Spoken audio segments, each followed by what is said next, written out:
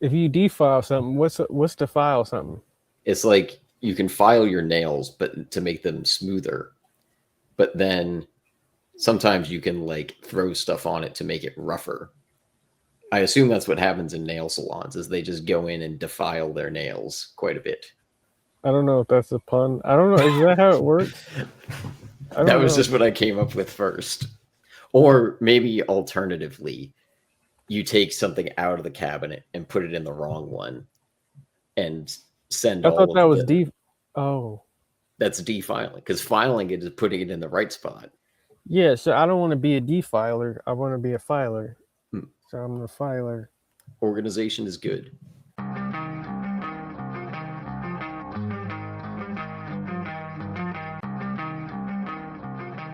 Welcome to Interior Analysis. I'm Evan Westman, I'm Jelani T. Kelly. And I'm Angel Michele.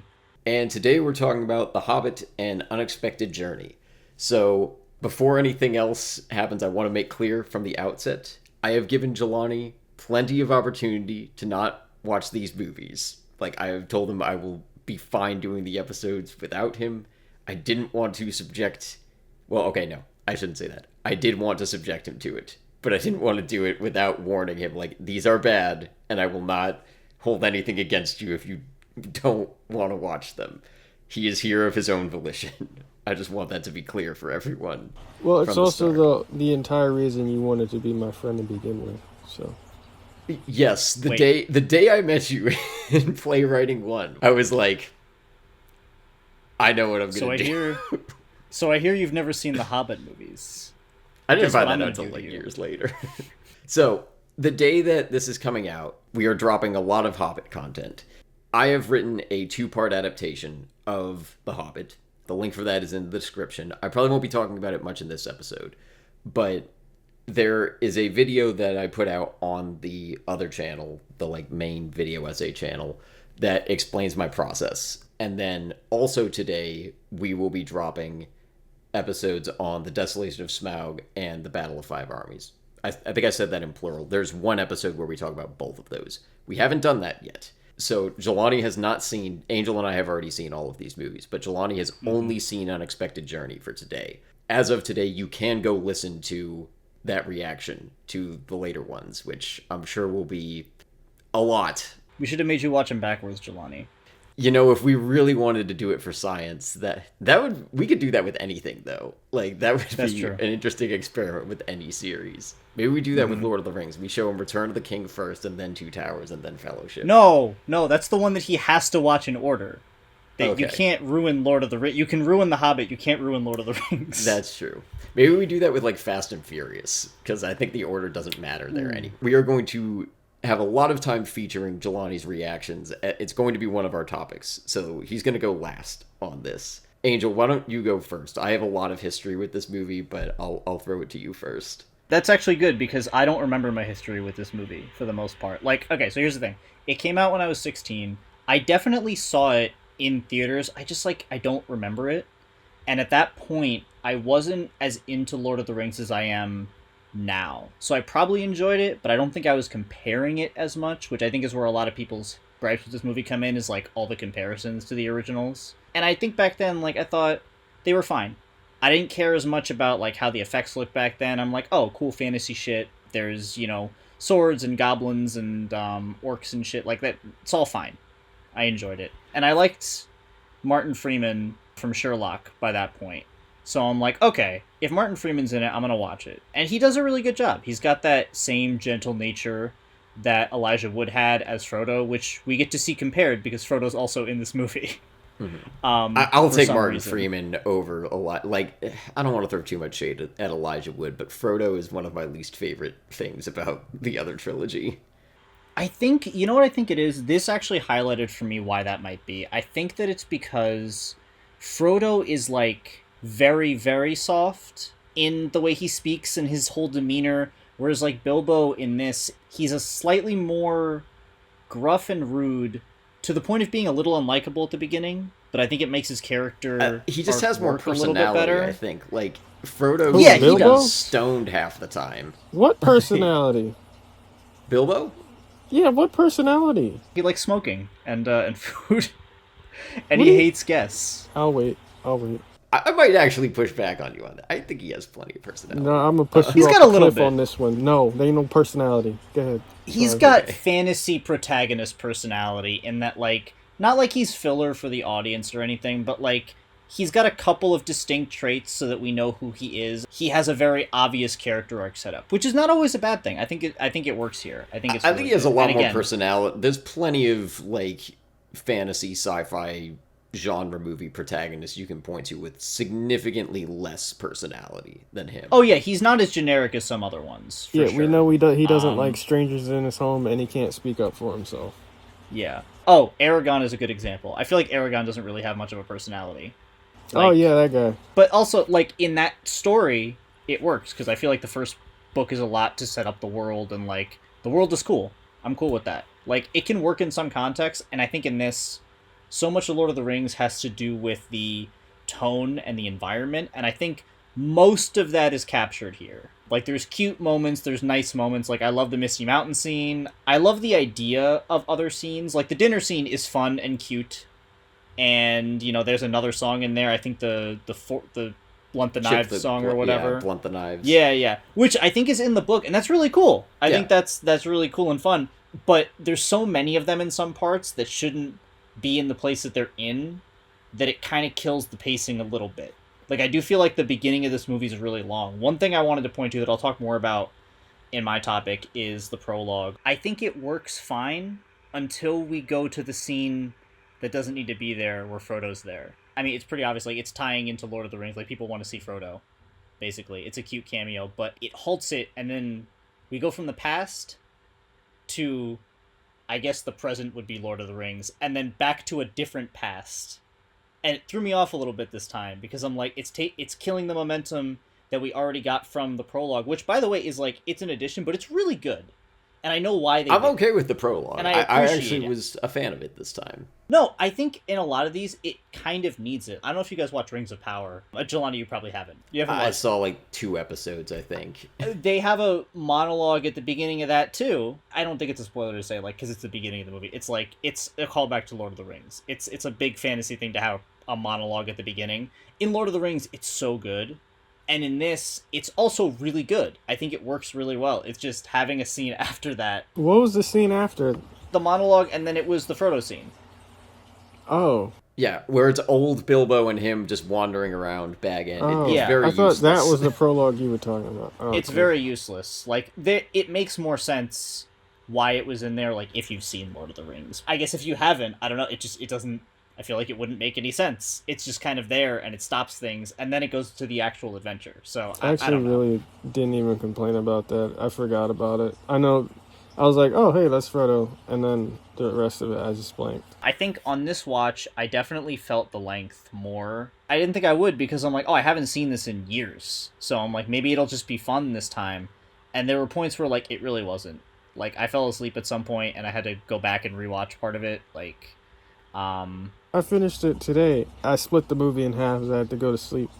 And I was going to fall asleep again today watching it. wow. Yeah. I just started it really late. I wasn't expecting it to make someone sleepy. So it wasn't working for you either, in that case. No. This movie's a lot of setup for the other movies, which I think have more problems than this one. I think mostly Yeah. this movie's, like, okay enough to be solid, but generally, like, it's just got so many issues, especially when you've seen the other movies and you know what they're doing. I think this is tolerable. I don't know if that was the word you just used, but I remembered this as the good one. I still would say that, but I found that my tolerance went down this time. I gave it a 3.5 out of 5 on Letterboxd, where it had previously been a 4. Because I'll get into it in the topics. There's moments that work, and a lot that don't. There's some surface level issues, like the effects or the jokes. I think this is one of those ones that's, like, what is it, like 48 frames per second or something, and it makes it look like a video game, and, like, this was the first time they were trying that. Something like that. And, like, I was watching for that this time, having known that, and I'm like, alright, it doesn't look that much like a video game. The environments just look a lot more CGI than they do in a lot of other fantasy movies. But I think it works fine because the CGI isn't breaking my immersion when it's, like, pretty much everything. Even Yeah. the wargs that they ride, like, they're also very CGI. So I'm like, I think all they're right, the it's just, weakest though. Like this time I was they like, are. oh, those look pretty bad. Oh yeah, no, they look, but it's also, you got to remember too. This is 2012. I mean, it's actually a I really feel like long they time looked ago at this better point. in Lord of the Rings though. Like they had wargs there, and I think those look a little better somehow. Well, remember, there's a reason for that, like an industry reason. Like the industry got so overwrought with work that they didn't have enough people. So like that's why Iron Man looks better in like the original Iron Man than he does in most of the other movies after that. There's just way too much demand and not enough people. So CGI itself just started to look worse. Well, Transformers, same thing, right? Oh yeah, Transformers, exact same thing. It's an industry issue. It's not the artist's fault. No, absolutely not. I also want to make that clear. Mm-mm. I say this in my video too, but I want to make it clear here as well. Like, we are going to throw a lot of criticism at these movies. I do not want to throw the creatives that were involved under the bus, even up to like the level of the people who made story decisions on this. Because from what we've heard, like, there's just so much behind the scenes, like, nonsense that, like, Peter Jackson didn't even want to make these. I feel like everyone was kind of fighting a losing battle. Like, I have a lot of respect for the people who were tasked with making this. So, like, any shade that's thrown, and we're going to throw a lot, I do want to just shout out everyone who worked on this. Like, you guys are not the bad guys here. Like, you did your job, and it sounds like had a lot working against you. So I don't want anything that we say to be taken as, like, these people are bad at their job. I don't think that's true. I feel like that's the case for most movies we do, right?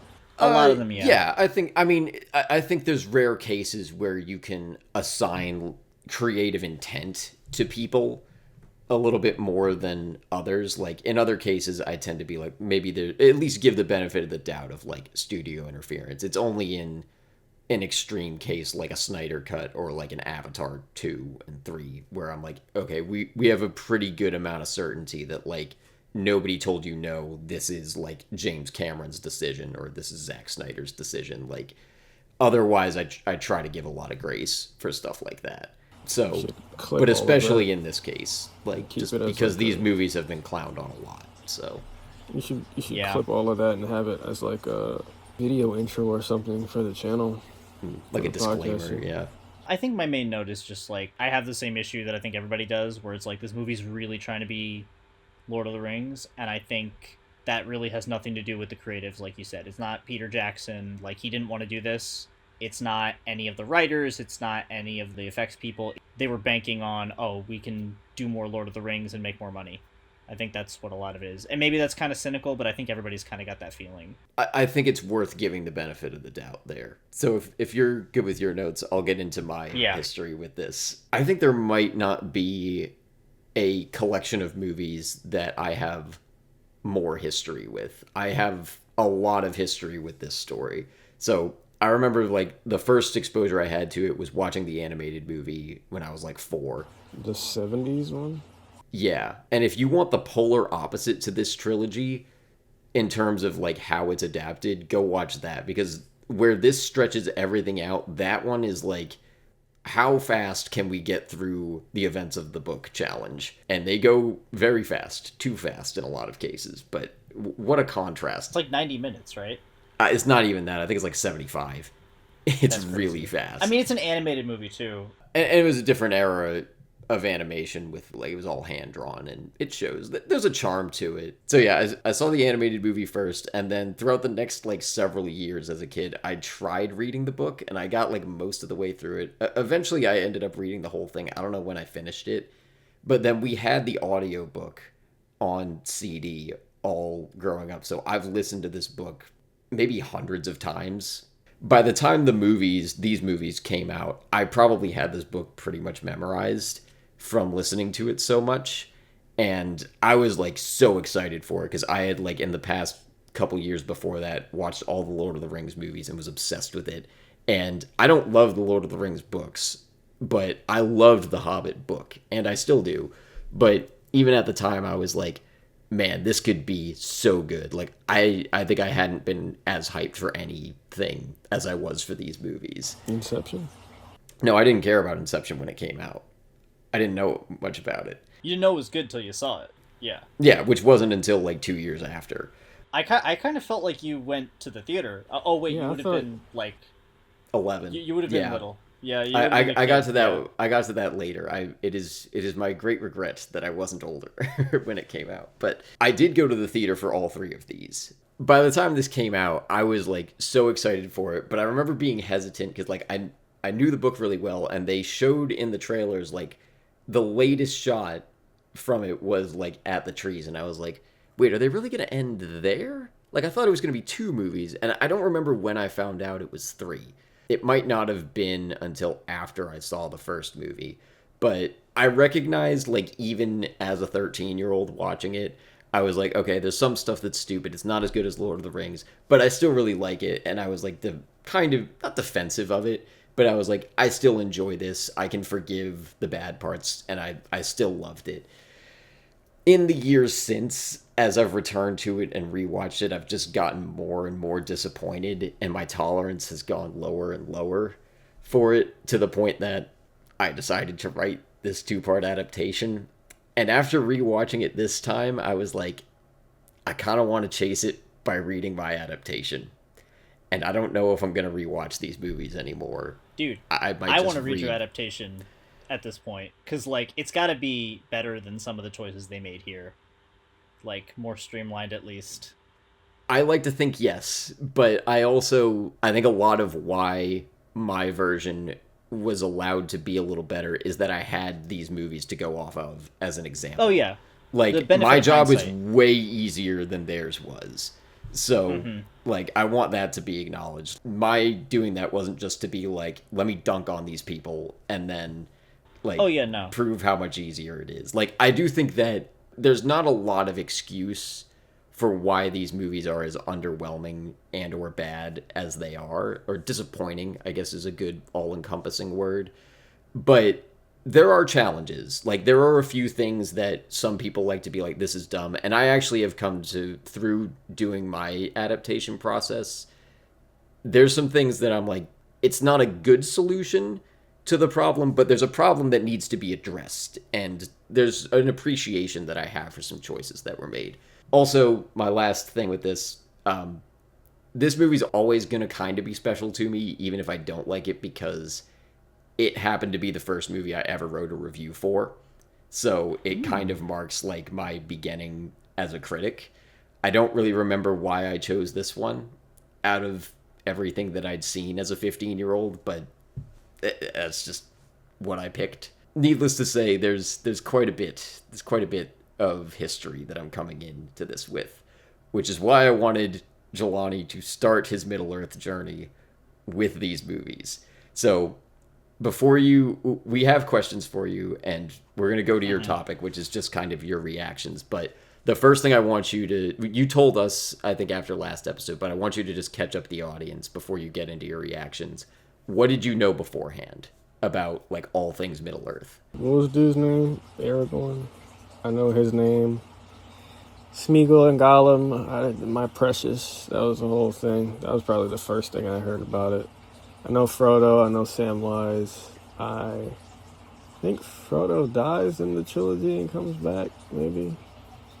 I think in like the second movie, maybe. I know about the spider, Shelob. I know eagles save the day. I know about elves and dwarves and Saruman and Sauron. I don't know why they did that. I mix Those them two up so names. much, honestly, dude. Like when I was a kid, I mixed them up all the time. I think Saruman's evil. I mean, they're both evil, I think. I know Gandalf dies and comes back as Gandalf the White. I know you shall not pass. I think he does that to a dragon. I don't know if it's Smaug. And my axe. That mean. Is that it? That's about as minimal knowledge as I feel like it's possible to have as like a person Yeah. existing now with the internet. Just through Like, cultural osmosis at this point. Like, you're gonna know little bits. Like, if you've never heard the name Frodo, that's astounding. or I feel like Gandalf and Bilbo maybe make it into the popular culture a little bit, like non-Lord of the Rings things a bit more. But yeah. I would say, like, if you just know words, though, like, Frodo would be the first one that I'd think Mm-hmm. of, and Gandalf. Not even Well, Sauron. Gandalf is mentioned a lot in other things, too, as well. Yeah. Yeah. If somebody's making fun of somebody else, they'll call them, like, who you think you are, Gandalf? You're not my dad. You're not my mentor, or whatever.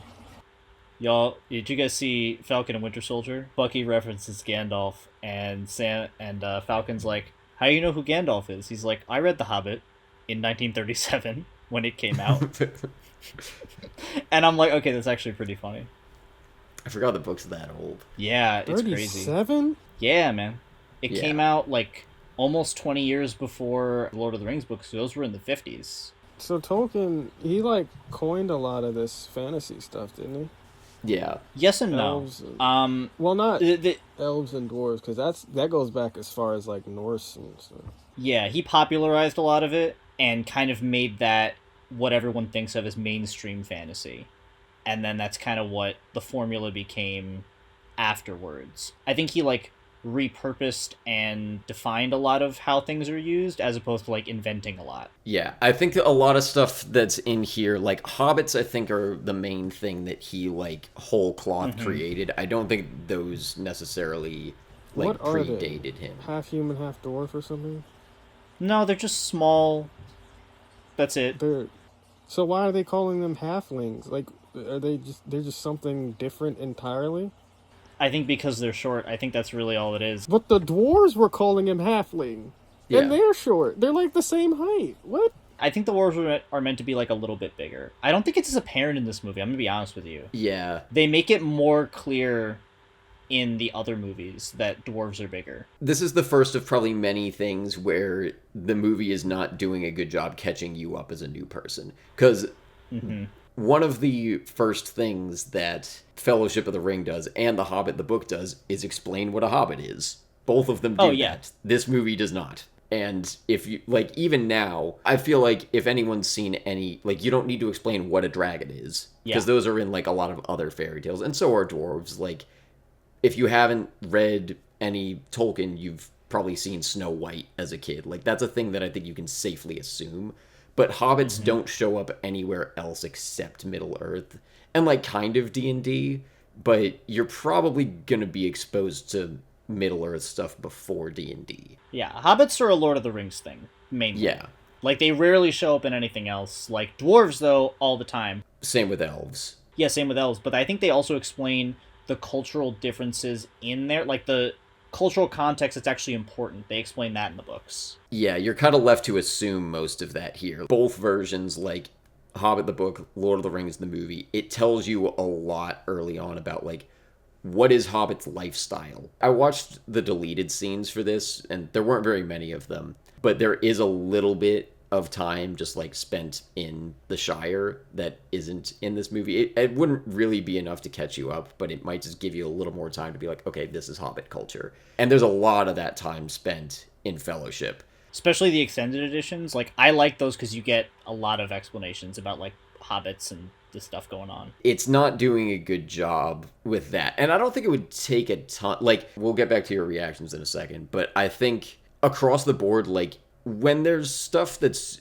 unique to the Hobbit book that, like, you wouldn't know from seeing Lord of the Rings, they tend to do a pretty good job, I think, catching you up. But anything that you would know from Lord of the Rings, they're like, you know already. We're not going to bother with it. Like, it gives you pretty much nothing.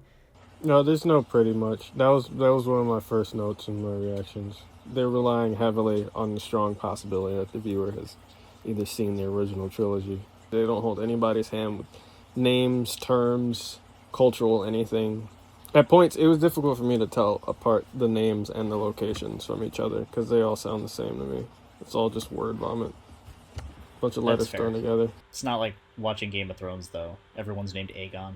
I do compare this to Game of Thrones. That's a fair comparison. First time watcher, as I said, it was kind of the whole point of Evan wanting to become my friend to begin with. It's not, but okay. And now the friendship is over. Just use you and spit you out. I was looking forward to this. I love learning about new worlds and world building, partially because it inspires me in my own work, but this did not have me. It didn't grasp me. It didn't keep me. And I don't plan on ever willingly watching this again. I'm just not interested. It's not, I don't hate it, I just don't care. Sorry, you asked a question about what hobbits are. Did they CGI Christopher Lee? Did he pass before this movie was made? He looks CGI'd to me. No. I looked this up because you asked, because I saw your notes. He passed in 2015, so he was alive. Yeah. Oh, why does he look so strange? But I kind of felt that way about Gandalf too. Like when Gandalf first appears, I'm like, Gandalf looks weird. Why? I don't understand. And I found out, I don't know if this is why exactly, but like a lot of scenes he's by himself, and he didn't like it. Yeah. So is this the movie that broke Sir Ian McKellen? I think, yeah. Yeah, One of these movies. Because I he think was it was green this one that screen for started it most though, of because it. he was green screened in so much of it. Yeah, and he's like acting in This is rooms not by why I got himself. into It's acting. Yeah, no, not at all. that's horrible. It's sad, and he's so good. Like, He's the best even part of the movie to me. Oh yeah, even when he's a little disengaged, like he still feels engaged. He's just doing a great job. I wish there was a decision-making point for Bilbo at all. Because he just wakes up after they sing and he just joins them. It doesn't seem, he doesn't say anything. He's just like, oh, guess I'll go on an adventure. Like, that's why I'm saying, like, I don't understand what you guys are talking about when it comes to his character. To me, it just feels like he's going along with the plot. I'll get more into that in a second. But speaking of singing, the Misty Mountains cold scene just felt like it was inserted out of nowhere. I only give it a pass because the song is cool, but I needed to point that out. Also, the dwarves, speaking of them, I didn't like any of them. There are 13 to possibly like, and I didn't like any of them. I'm going to cut this off with the question. Is Thorn and the dwarves some sort of Jesus or Moses allegory? Because there's 13 of them, and the pose when he's in the eagle's talons, and also his hair, he kind of just looks like Dwarf Jesus. So I don't think Tolkien is going for that. White Jesus. He does look a Yeah. lot like... I hadn't really noticed. He looks kind so of much is like modeled off of he does. Aragorn. At least that's the comparison people point to more so. But I is could that- see the Jesus thing with Yeah. Aragorn too. Like I get what you're saying. Tolkien said he hated like allegory, which I think is misinterpreted a lot. I think he hated saying like, oh, this is definitely about what was it, like World War II? Like Yeah. he said like it's not a direct thing, but he had like metaphors and like versions of things that happened in history. Like he did How are his you research. a writer and you hate allegory? That confuses me. No, but what I'm saying is I think he wanted people to stop saying that it's like a one-to-one thing. Like it's exactly just this one thing. It's like different things about like themes of history in general and like the patterns that are followed through like in war and tragedy, not one specific event. Yeah, he And maybe I think didn't want that- people to read his book the way that people are meant to read like Animal Farm, where it's like this pig is this specific historical figure Exactly. in that book. I think as far as the Jesus thing goes, like he wouldn't have written Thorin or Aragorn to be specifically that. It would have just been like, you know, a leader figure and sort of the different themes that go into that. Plus, C.S. Lewis took the baton from him and was like, I will make the most explicit Christ allegory ever in my fantasy world. Don't worry about it, Wait a Tolkien. I got second. you covered there. Is Narnia about Christianity? Is You know- Aslan supposed to be somebody that we know of? Yeah, is Edmund supposed to be Judas? You know, we can guess. I should make a whole video about it. Honestly, yes. No, I won't, because... We're following a religious theme lately, I feel like. I So is realized the White it. Queen the Romans? She's a lot of things I don't know. across the different books that she shows up in, I think. Anyway, to answer your question, no, I don't think... I'll also tell you that at the very least from Tolkien's perspective, Thorn is quite a bit different here than he is in the book. He is kind of just a grumpy old man in the book. They do a lot to make him more of like an inspiring leader figure in this. So if you're looking for like a allegory there, I don't think so. I don't even see them going for like any kind of allegory from like a more modern perspective, the way that like V for Vendetta was updated for like the Bush era. They don't seem to be doing anything like that here. I think they just wanted a different characterization for Thorin that I actually like a little better. I'll also push back. I won't push back on your reaction because I think it's valid. I'm a little bit surprised and even a tad disappointed to hear that you don't like Bilbo's arc and his lack of choice to go on the quest, because it's actually worse in the book. Like, I think they made a good change there, because in the book, Gandalf basically comes over and is like, what the hell, man? You were supposed to show up at the inn, get out the door, and he basically just pushes Bilbo out the door and is like, you're going on this quest. Like, Bilbo's fully ready to just nope out in the book. He's like, but I was making breakfast. And Gandalf's like, nope, time for the quest. So I actually like it much better that Bilbo at least decides to do it himself. At least he makes a decision. They give him more agency than the book does, for better or worse. But your reaction's your reaction. If you didn't buy it, then I think some of it is that, like, his refusal of the call is also kind of an addition, where he's like, sorry, I'm not going to sign the paper. They don't have as explicit of a beat for that in the book. I have a hard time saying if I would buy it, because it's just always been a given for me. It does say something that you don't buy it as a first-time viewer. And that's why I'm here. Here's a positive. I like that they don't really show Smaug. I want to say Smaug. It's Smaug. I like that they don't show the dragon in this film. Yeah, the most we see of him is like the kite, his legs, snout, and eye. And I think that's dope. I agree. I don't know why. It adds to the mystery. Yeah. The build-up is good. Stylistic choice, yeah. Even though I feel like he's just going to look like a dragon, which is fine. The design of the orcs and goblins feels lazy. I didn't even know the goblins were different from the orcs when we meet them in the mountain. Like, I didn't know those were goblins until I think somebody said something about goblins. So I originally thought the dude with the saggy chin was a different, like, orc leader or something. They're all just ugly and pale, and I'm just like, I can't tell the difference between them. I guess the goblins are smaller. They tend to be interchangeable in most things. Like, goblin and orc are kind of interchangeable. I think there is distinctions in Tolkien's, like, extended lore, but I don't really know what they are. The orcs are way bigger, as far as I can tell, like, as far as, like, the role that they play. Like, the goblins are just kind of there as, like, another obstacle, I feel like. But the orcs have, like, a lot more background to them. I think they're also meant to be larger. It's just harder to tell because... They don't interact. Like, they don't interact, and they're also... All the goblins are kind of like a CGI, like, mess or, like, horde put together. It's very difficult to get a sense of, like, scale. Like we were talking about with, like, the hobbits versus the dwarves. It's very difficult to tell, like, how big they're supposed to be in comparison to each other. Because they made Thorin taller on purpose, I think, than Bilbo. And most of them. But, like... He's meant to be smaller because he's a dwarf, so it's hard to tell. The Gollum scene feels like a quarter length of the film. It is way too long. Why is it as long as it is? I also think the Radagast introduction scene was way too long. His name is cool, though. That's 100% like a wizard name or a dragon's name. Yeah, I like Radagast.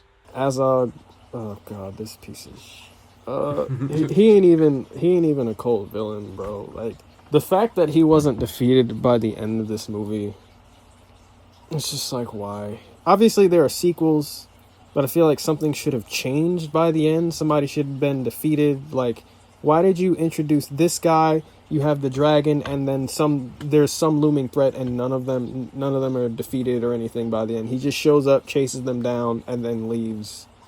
Like, that is so pointless, it feels, at this point in time. I feel like something should have changed with the threats by the end of this in order for this to feel like its own movie, but right now it just feels like a really long episode of a TV show.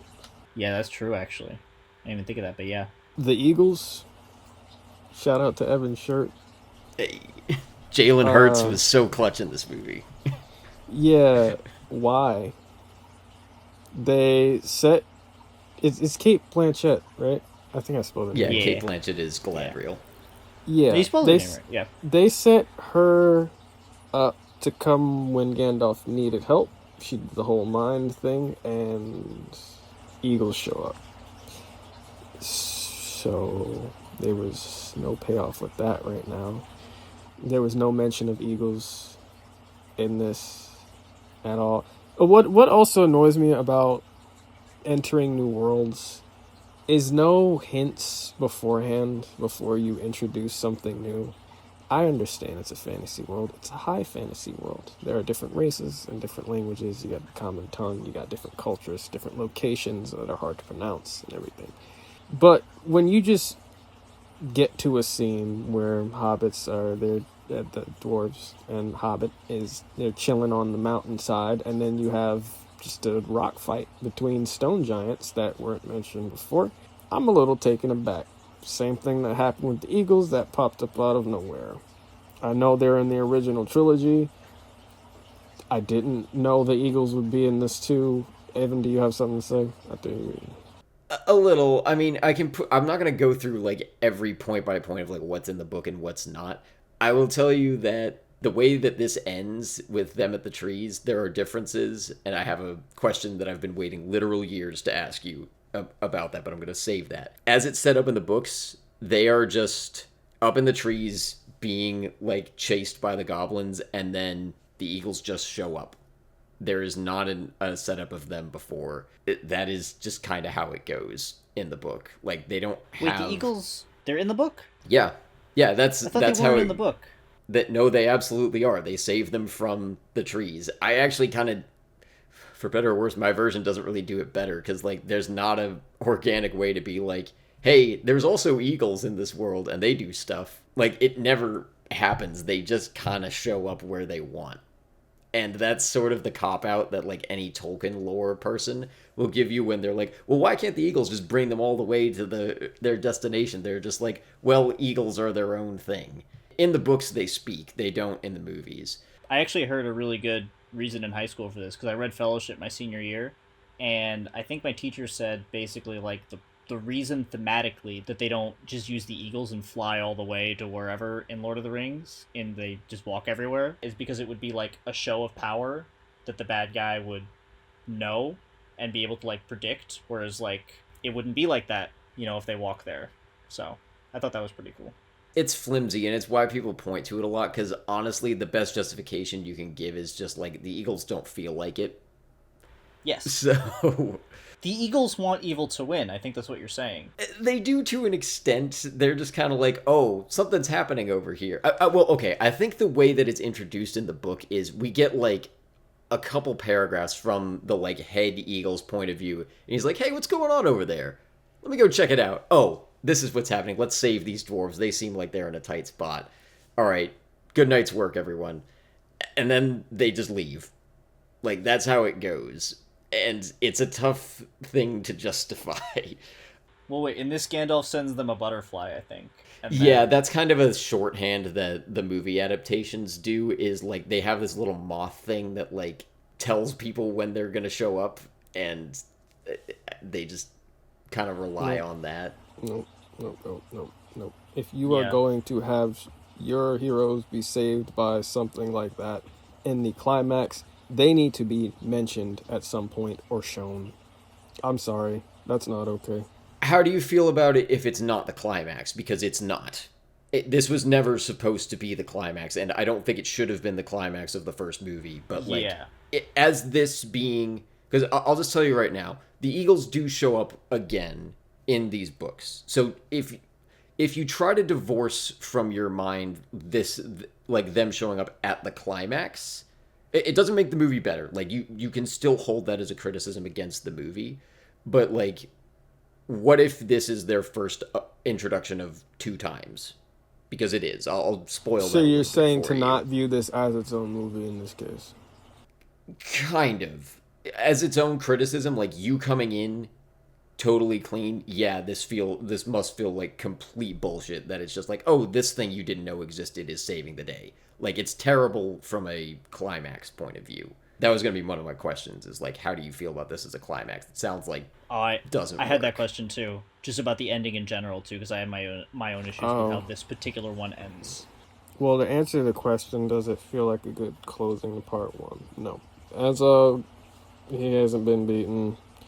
They're saved by things that aren't even mentioned in the movie before they show up. Also, Thorn is a garbage warrior. He got 3-pieced. He does get clocked pretty hard. He got hit 3 times and was down for the count. Like, they're following him, and he got 3-pieced by a dude who has 1 arm. I literally have a note that says, bro, what are you doing? He's walking across the tree, like, while his friends are in trouble. He's not helping anybody. He's just going and, like, doing a dramatic pose. That's their leader. And I get it, but I'm like, what about all of your friends? They're gonna die. Like, there's also a lot of dramatic line reading moments where they like look at the camera and like pause, and then we cut to the next scene, and I'm like, was that meant to be like epic? Because it didn't feel that way. I don't even know what the Yeah. hell you're saying. It's also that weird scene when he's explaining. I think it's Balin is explaining the backstory that Thorin has with the orcs, and then to introduce a new subplot. And it's almost like all of them are listening to this story that they already know, and that Thorin is looking off in the distance, listening to them talk about him, and not commenting on it. The scene is almost set up like he can't hear them. It's such a weird way to do it. There's some Like- things in this. It feels like they know they're in a, like the characters know they're in a movie. It's They just do. like, what are you doing? They read Why are you that just staring contract out the that Bilbo window? had. That was the script that he was holding. Oh, is that why he read incineration? That was funny. The way he said incineration. Incineration. I would keep Martin Freeman. No, I'm not blaming him. Yeah. He's so I'm good. not. Like we said before, He's like the we're not perfect blaming choice for anybody this. who made this. There's also, I mean, speaking of that, the climax, and Evan, to answer your question as far as to look at it like that, I think that makes it less bad. It's Like a hell with of the a way to- Eagles being like this Yeah, is that their being their introduction. It's not a introduction. climax. Yeah. that makes it less bad. It's a hell of a way to introduce. It would feel better if they were like still mentioned earlier or something. Bilbo says, "Hey Gandalf, you still tight with those eagles?" And he's like, yes, I have Saquon Barkley's contact in my phone and Nick Sirianni on speed dial. Yeah, so something like that. I don't know. It's tough. I hear your criticism. I don't know a good way to get around it, and I didn't even try in my adaptation to like set it up. Yeah. It might work a little better because it's that is not a climactic scene. I won't get into that, but it's a tough challenge to get around. Tolkien just kind of got away with it, and people have like criticized him for it. They're like, "Hey, that's a little convenient, bro," because he leans on it a little bit. I think this is where I learned this was the example given in Screenwriting 1 as far as Deus Ex Machina, right? It's a good one. It's a big one. Not in this Like- movie. It was Lord of the Rings they were Yeah. referencing. But. Also, there's a lot of last-minute saving in this film in general. Bilbo with the trolls, and then the dwarves come, and then Gandalf comes when they're about to be eaten. That happens, and then the goblins, and then Gandalf shows up, and he's putting in work at the last minute, and I didn't care for that. One, it was repeated a lot, and it made it feel like no one was in any real danger, which I don't know if it's the point, because there's a lot of also just goofing around. It feels like the dwarves feel so unserious, and maybe it's like their character and culture or whatever, but for a world where they're like, the tone doesn't give off goofy. Yeah, I've never Like liked for that. a world where they're slicing and dismembering people, it feels like they're in a Looney Tunes show in comparison. Also, if anybody did die, I don't think I would blink, but that's a whole other thing. But on the topic of the violence, I do appreciate the violence. I know it was made PG-13, so it made as much money as possible, but they really only skimp out on the blood and language to make that possible. For this, I really didn't mind, because they're like fully decapitating people and whatnot, and I think that's cool for a PG-13.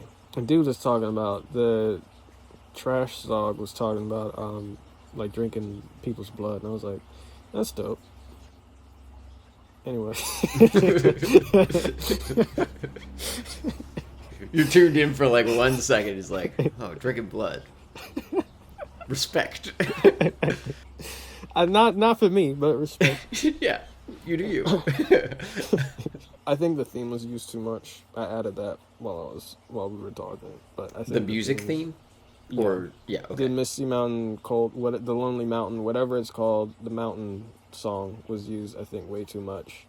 And in different time, like they used it when they were walking. It was like, bro, come on. I like those I know shots. I know it's like a montage and everything, but like, now you're using it with the action scene, and now you're using it, and they're just sitting there talking, and you're using it then, like, oh my god. I think it lost its value in how much it was. Like, I liked the song, but it was a lot. It was just, and I normally don't even pay attention to music like that in movies, but this time I was like, there's a theme again. Oh, we just had the theme. There's a theme again. Cool. Third scene? Okay, there's a theme again. So my last point, I don't know if that's probably not a big one, but why does something like this not work for me, but Game of Thrones does? Outside of the violence and language, obviously, and content in Game of Thrones. They are both fantastical. And before you say Game of Thrones is more grounded, which, yeah, it is. It starts with somebody coming back to life like an ice zombie. So there's that. And apparently also, I mean, the books. I haven't read the books, but I've watched videos on the world of Ice and Fire. Apparently it's so much more fantastical as well. And Game of Thrones, it feels like it starts with the mystery, and then you got the grounded medieval stuff, and then, you know, they keep, like, adding stuff along the way. You get the Night King eventually, you get dragons and giants, mammoths, all that sort of stuff. So I'm wondering what the difference is. Like, maybe it's just because I was thrown into this and there's not really much explanation or building. It feels like it just feels like the world is there, and they want me as a first time viewer to figure it out. Where Game of Thrones, it's not like holding your hand, but there's build up towards everything. You got a mystery trying to solve. What the hell does winter is coming meaning? What are they talking about? Oh, this person is having sex with their sister. Okay. Drinking blood good, incest bad. We know where we stand on this podcast. So wait, are you asking us this question, or are you just pointing it Sure. out? I mean, I'll throw it out there. Game of Thrones, they're long books, and they stretch it out to a TV show, which thank God, because you could never get through Oh it. yeah, there's too much fucking material, honestly. There's a lot. The Lord of the Rings movies are long. The Lord of the Rings books are pretty long. And I do think that The Hobbit, I mean, clearly because of how I did it, like, I think 2 movies is good. You need some time to ease things in. And what I will give Tolkien, I'm not going to give it to this movie because, again, I don't like it starts you out in Erebor, really. For this one, it starts you out with here's the Dwarf Kingdom before you get anything else. The book gets to that backstory by chapter 1, but it starts you out in Bag End. And the Shire is still fantastical, but it's a little bit more familiar. It's just kind of like a farming town, a fairly small agrarian community, like something that is similar enough to like just a pleasant, like medieval era village. And everyone's short. That's like, I'd say the most fantastical it gets there. The book maybe doesn't necessarily do a ton more to like ease you in, but like it kind of is banking on like Bilbo is a normal dude. He just likes living at home and making dinner, just like you, the reader. It's trying to do that in a fantasy context without like breaking the world. Tolkien also does this weird thing in his writing where he'll kind of talk to the reader a bit, and I've never quite understood what he's doing with that, because I think there are some... Yes, you at home, Kevin. Kind of, yeah. He low-key does that in some case. It's not even low-key. No, he honestly does, you're right. I've never understood whether that's supposed to be Bilbo, because I think there is, like, evidence in the books that Bilbo does write a telling of everything that happens here. But I don't know that The Hobbit, the book, is meant to be all him, because sometimes Tolkien will kind of say things where I'm like, are you speaking as J.R.R. Tolkien here? Like, it kind of feels like you are, because Bilbo wouldn't... Perfect example. When he jumps over Gollum in the book, there's a line that's like, had Bilbo known it, he only barely missed, like, clipping his head on the ceiling. There's no witness around to know that. He doesn't know it. Gollum doesn't know it. And nobody's there watching. And So he's why invisible. are you telling us? Right. Well- Like, there's weird stuff like that. And I bring that up just to say that, like, he leans on that technique a bit in those first couple chapters, which might help ease you in a little better. And then Fellowship of the Ring kind of, like, spends a lot of time in the Shire where it's like, this is a more familiar thing. You get a Galadriel voiceover at the beginning to ground you somewhat. Who the hell is that? She doesn't need to be here, really. She's a carryover from Lord of the Rings, the, like, blonde woman. Oh, wait. I should have asked, was The Hobbit written first or Yes. the Lord of the Rings books? Okay. Yeah, The Hobbit was written first. They did make... So Tolkien did actually make changes in, like, newer editions to tie it into Lord of the Rings more, which, like, we're not going to spoil, like, what the tie-ins are, but, like, you know. You already pretty much saw the one, and you could probably guess it. It's just, like, Bilbo gets the ring from Gollum. That's pretty much it. Yeah. I think they changed that specifically to make it more like of a focus in like the newer editions of The Hobbit. I was curious about that for you too, because like I know you probably have some understanding of what the One Ring is just from prior knowledge, but like did that feel like it lost you a bit too, like the introduction of the ring? Did you feel anything at all? I was like, just like, hey, that's. I don't even know if there's more than one ring. Is Lord of the Rings? Is there more than one ring? Well, there an are, S but in the only one of title. them is important. Yeah. Only one of them is Like important. You said? in the main movies, one of them is important. Rings of Power is different. But there's a lot of reasons for that. In the lore, there's a bunch of rings, but in the movies, only the one ring is really what matters. So why isn't it Lord of the Ring? That's a So fair you- question. I have no idea. I don't know. I think it just sounds better to make it plural. I'm gonna DM Tolkien and ask. Good luck with that, man.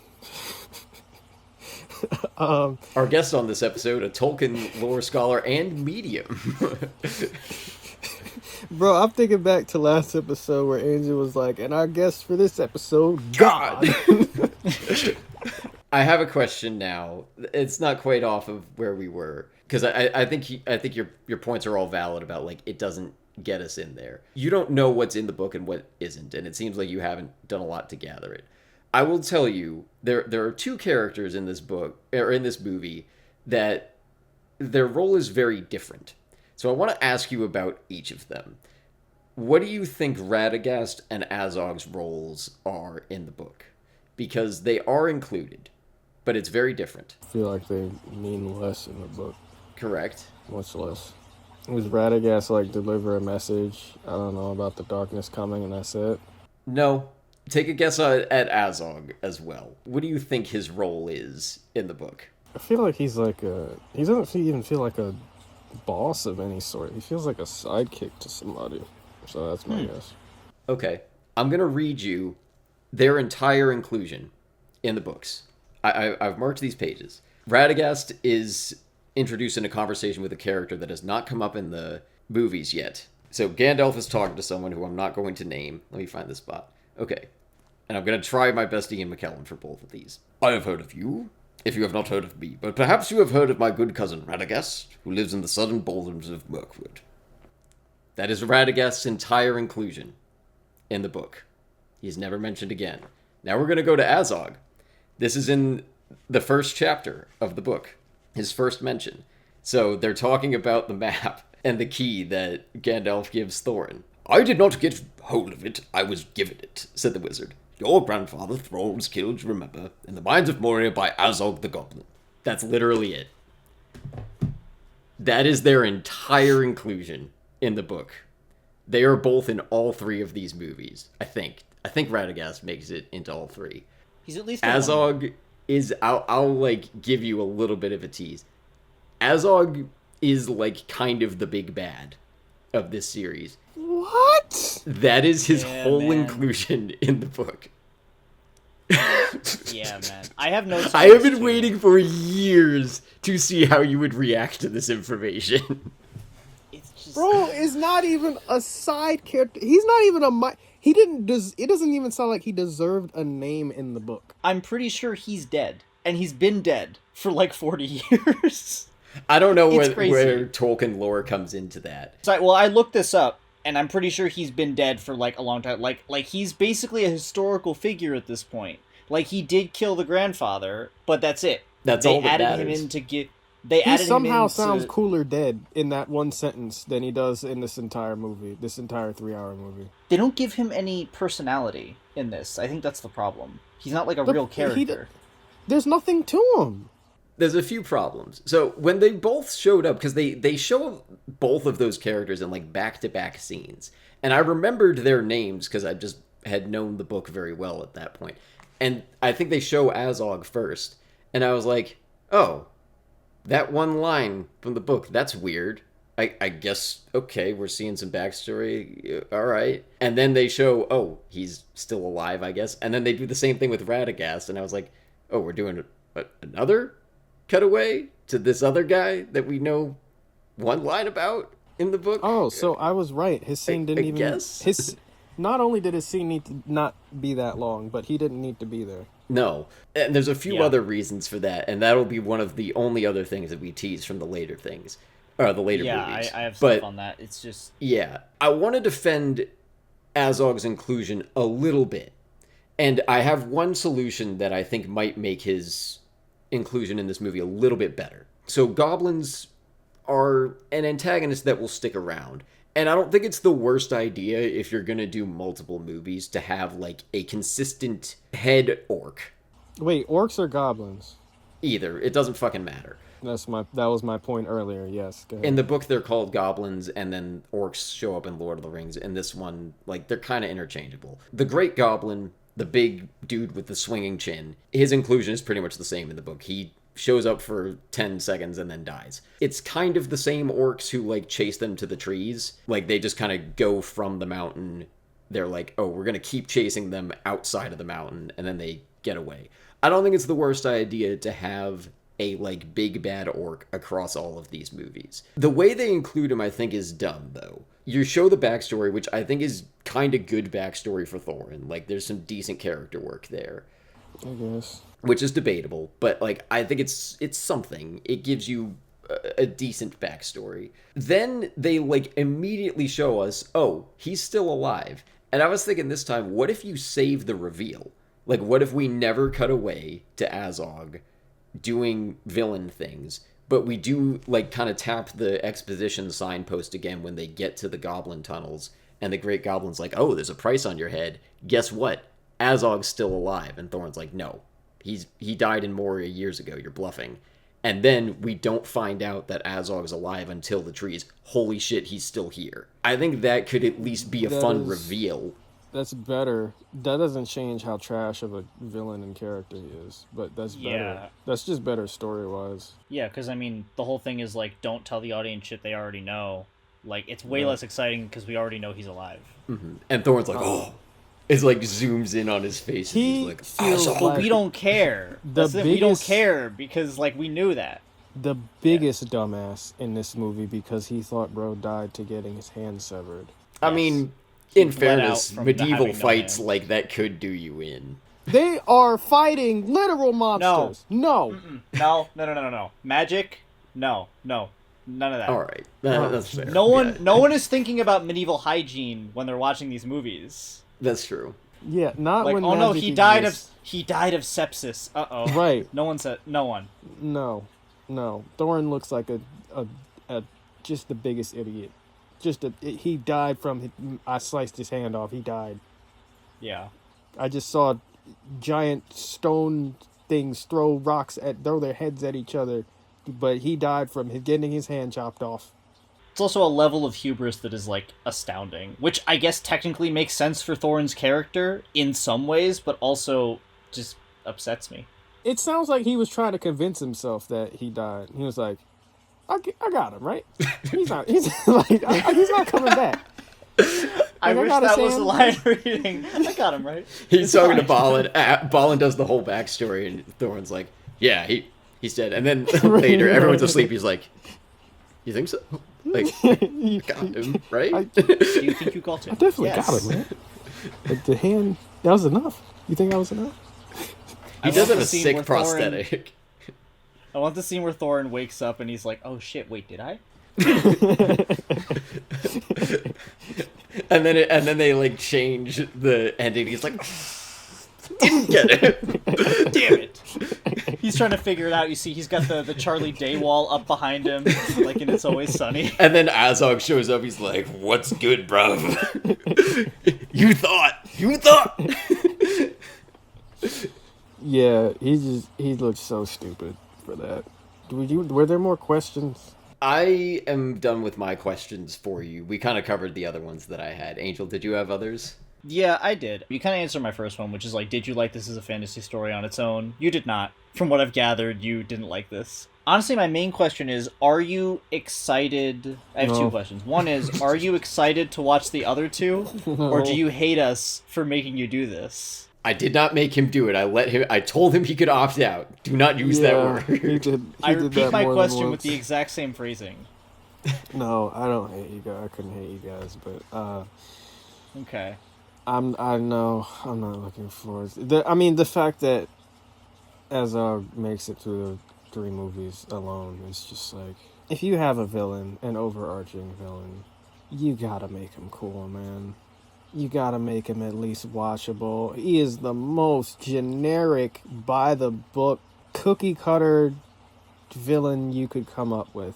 He's just... It's such a waste, too, because he's played by Manu Bennett, and shout out to him, he has a Wilson great on physical Arrow. performance. Like, He's even so if good. It's And- mocap, obviously, but he makes him look intimidating, at least. No, for sure. Like, he's got the physicality, but it doesn't matter when I don't know anything about him. He does the villain thing of killing his subordinate in his first scene.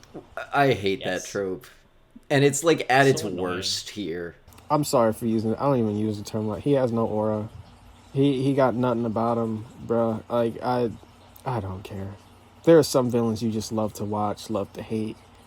There's something about him, you're like, oh, maybe he's right.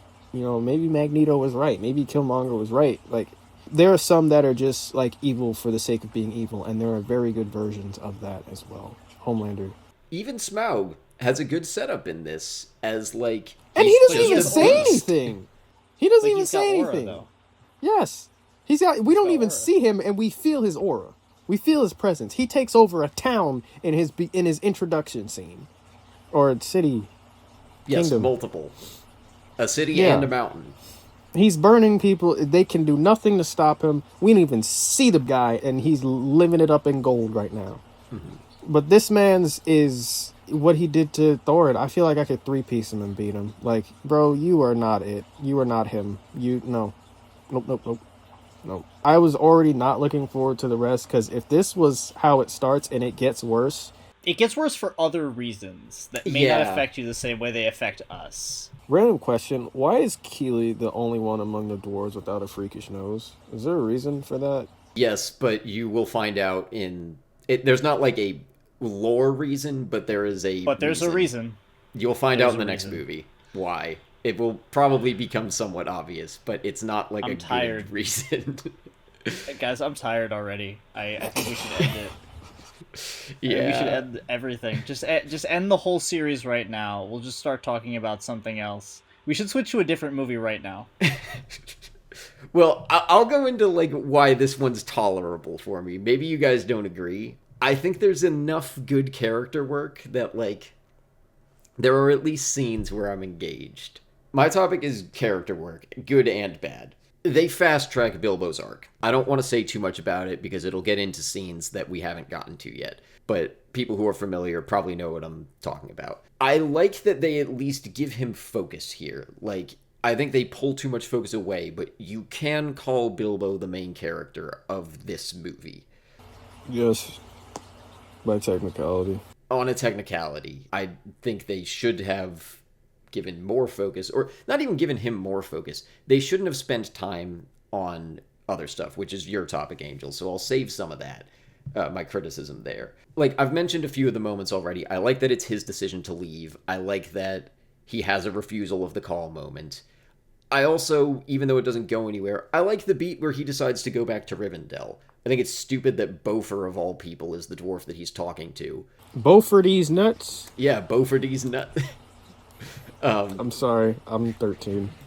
No, it's okay. I actually heard that joke earlier today, too. We can also make it in the next one, because if you abbreviate Battle of Five Armies, it literally is Bofa. Bofa. Oh my god. Early in college, somebody was like, do you know what Bofa is?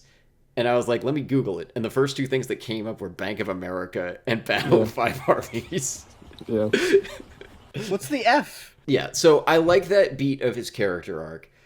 And that's another addition. Like, he never really decides to go home, but I think it is good to give him a beat. Like, one thing that'll happen in the books a lot is he'll just be in a situation and he'll be like, man, I wish I was home right now.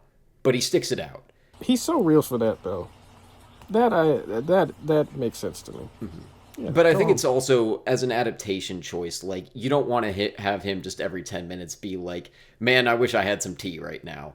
Yeah. on. I guess, yeah. In a movie, it doesn't work as well, I think, as it does in a book. I think it's good to give him some level of hesitation, and I do think Rivendell is the right point to do that. Like, I won't spoil it. I have a similar... It's not the same kind of beat, but I tried to, like, give Rivendell that kind of weight in my adaptation. Rivendell's the elf Yeah. place? Yeah. It's important in Lord of the Rings too. Yeah. It's an important elf city for the characters. I don't know if it's the capital. Gandalf maybe has a line in the movie that's like, this is the last homely house on this side of whatever, which is kind of true. Like, in the quest narrative of it, it kind of marks a point of like, hey, you're gonna get to like sleep in an actual bed and have actual meals for the last time in a while, because like that's such a big thing for Bilbo. Like, the comforts of home are so important to him. It does kind of mark a transition point. So I do like that when they are like one day away, he's like, maybe I could just make it back. And that's kind of his last chance to opt out. And I don't think it's a terrible beat that he almost takes it. And I do think it makes him coming back to the company later a bit stronger. Like, they kind of strengthen that beat. I think it's weaker because they split it across like, oh, he comes back, oh, then he saves Thorin, and then Thorin accepts him like kind of halfway in the first one and then fully in the second. That's a little clunky, and that beat is supposed to be saved for a later scene that we haven't gotten to yet. It's not as good as it could be, and it's super clunky.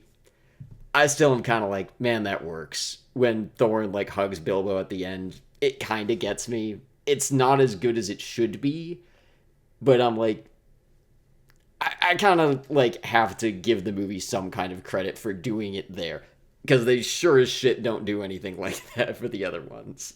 So maybe I'm like being too generous. I understand if it doesn't hit, but I kind of like it. And I'm not even saying that to like stave off criticism. I'm just like, it works barely enough for me.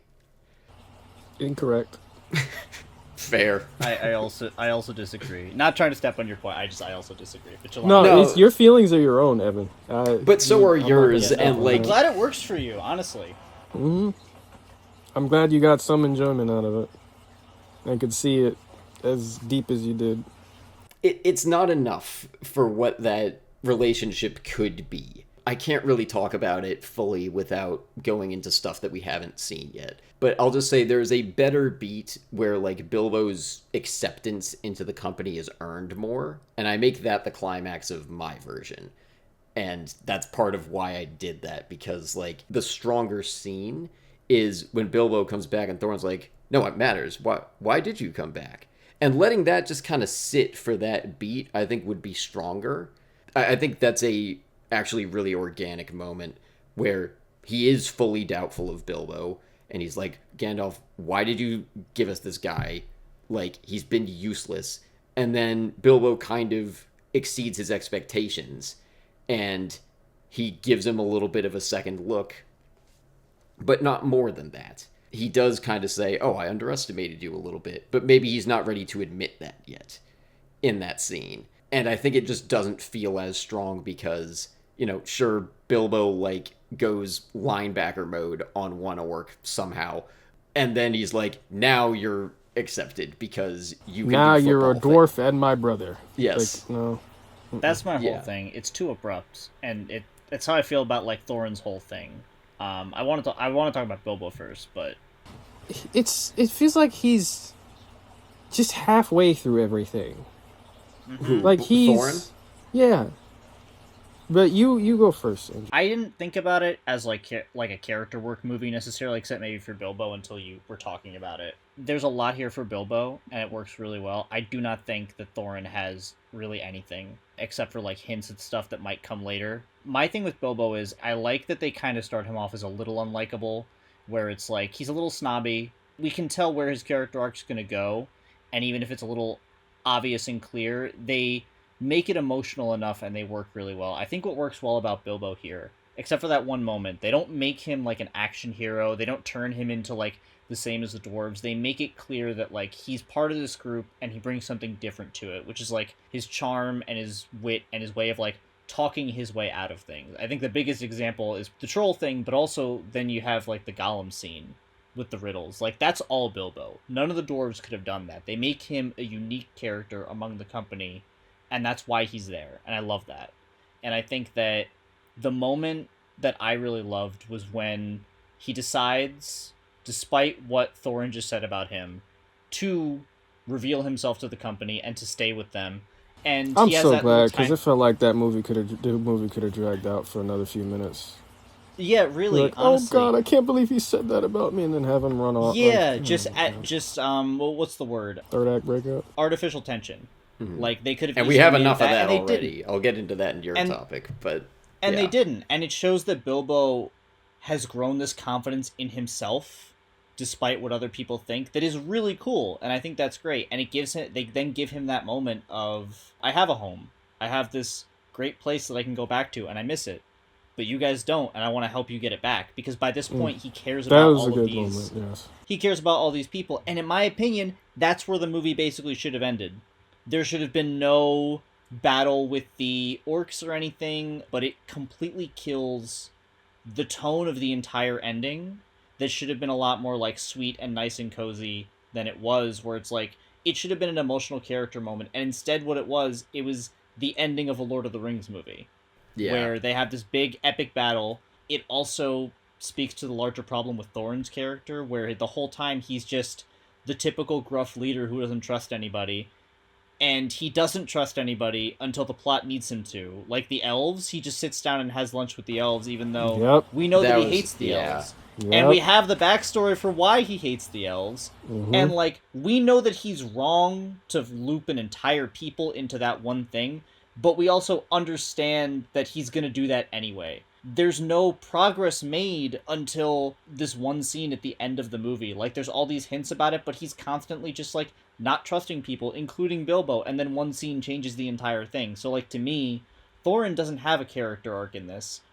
He barely has a hint at one. Like, I know, if I remember correctly, that he's gonna get more stuff later, but even then, it doesn't stop the ending where he hugs Bilbo from feeling ridiculously abrupt. And in the next movie, if I remember correct, I'm pretty sure he goes back to not trusting people again. Like, yeah, it just makes his character arc seem way more backwards than it has to. Like, I gotta stop talking about the other movies, man. I already don't want to watch them. Sorry. I think part of it though, like part of why I defend the ending here is because it's the best we get.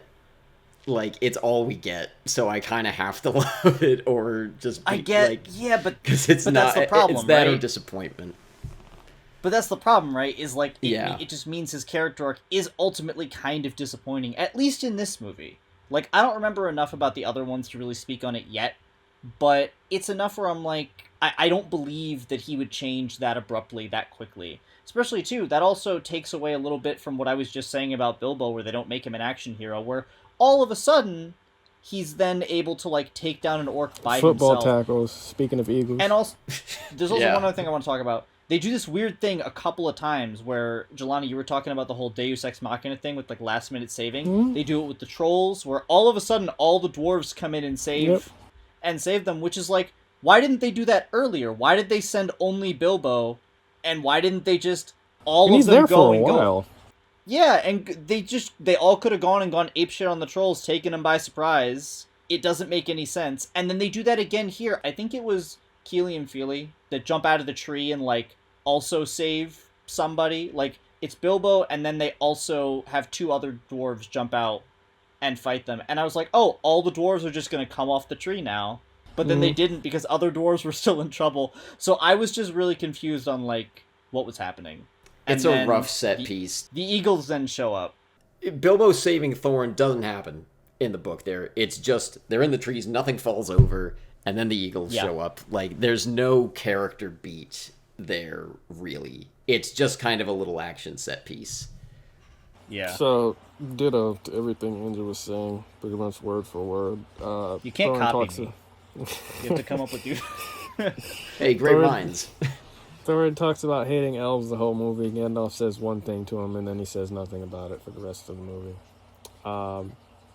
Feels like Thorin is there just to serve face and grumble about elves or Bilbo not belonging. And to be Jesus. Right. And the dwarves listen to him as their leader, and he's got that going for him. And Balin explains why. But were all of them there for that? No, right? Because they're not all from the same kingdom. So do the rest of them follow him for other reasons? I guess we don't have time for that because there are 13 of them. Why are there so many dwarves in this movie? I talk about that too. It's fucking. There's too many, and like you can cut down a cast if you have to.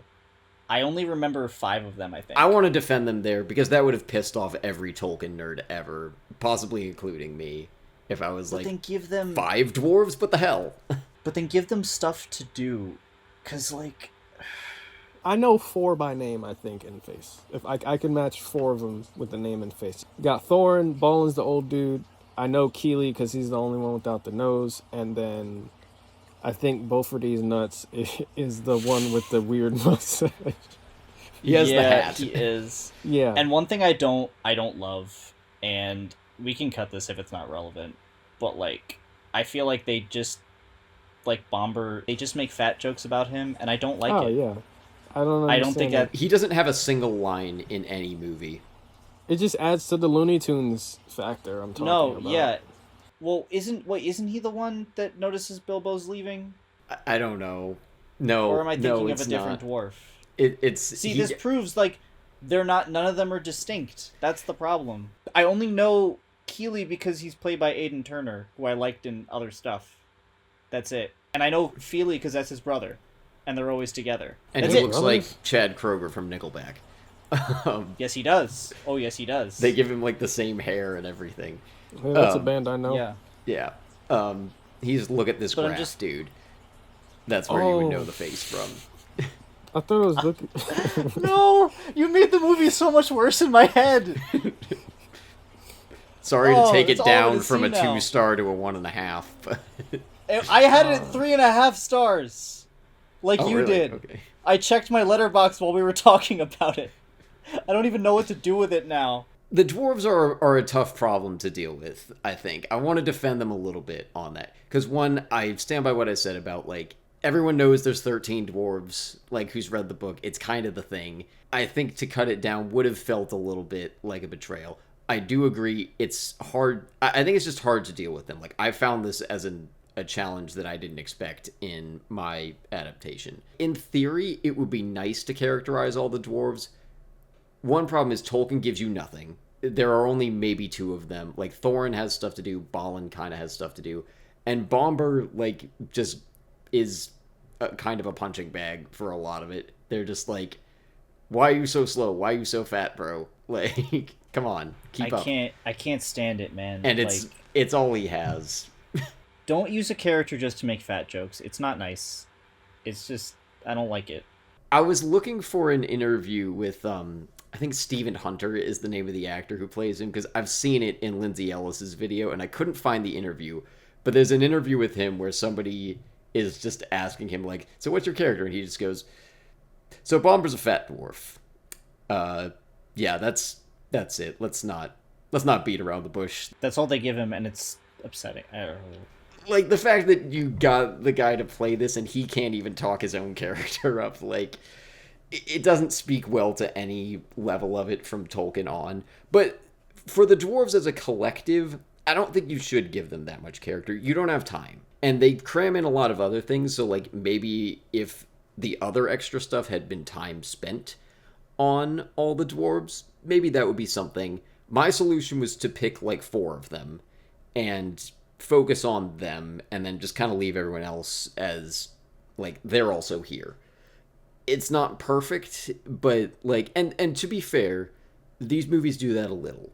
We'll get more of Keeley, and Balin, I actually really like some of what they do with characterizing Balin. Like, his dynamic with Thorin in a couple scenes is pretty good. When they're at Bag End, and he says, like, you've made a good life for us. We don't need to do this.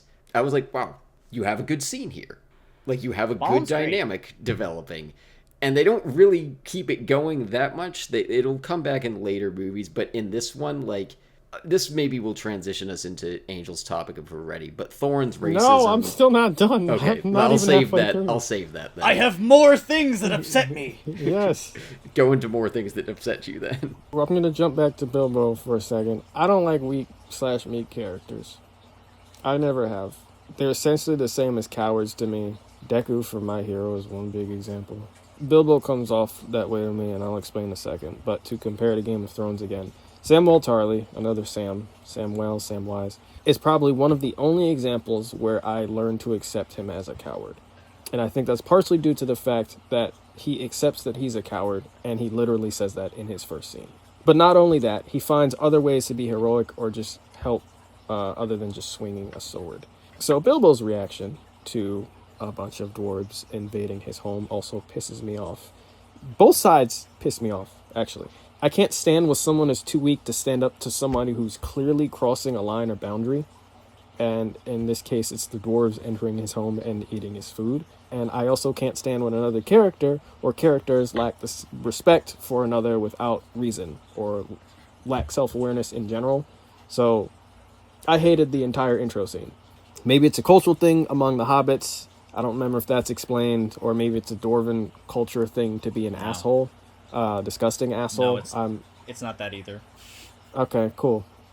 So that was just like, was that their attempt to make them in? We don't have a lot of time with them. They set up their names and they list them off. Cool. But if you were going to do that, was that their attempt to make them endearing or make us want to follow them? Because it wasn't funny. It wasn't cool. None of them were interesting enough for me to give a shit about them. Sorry. I try not to swear on this, but it kind of pissed me off.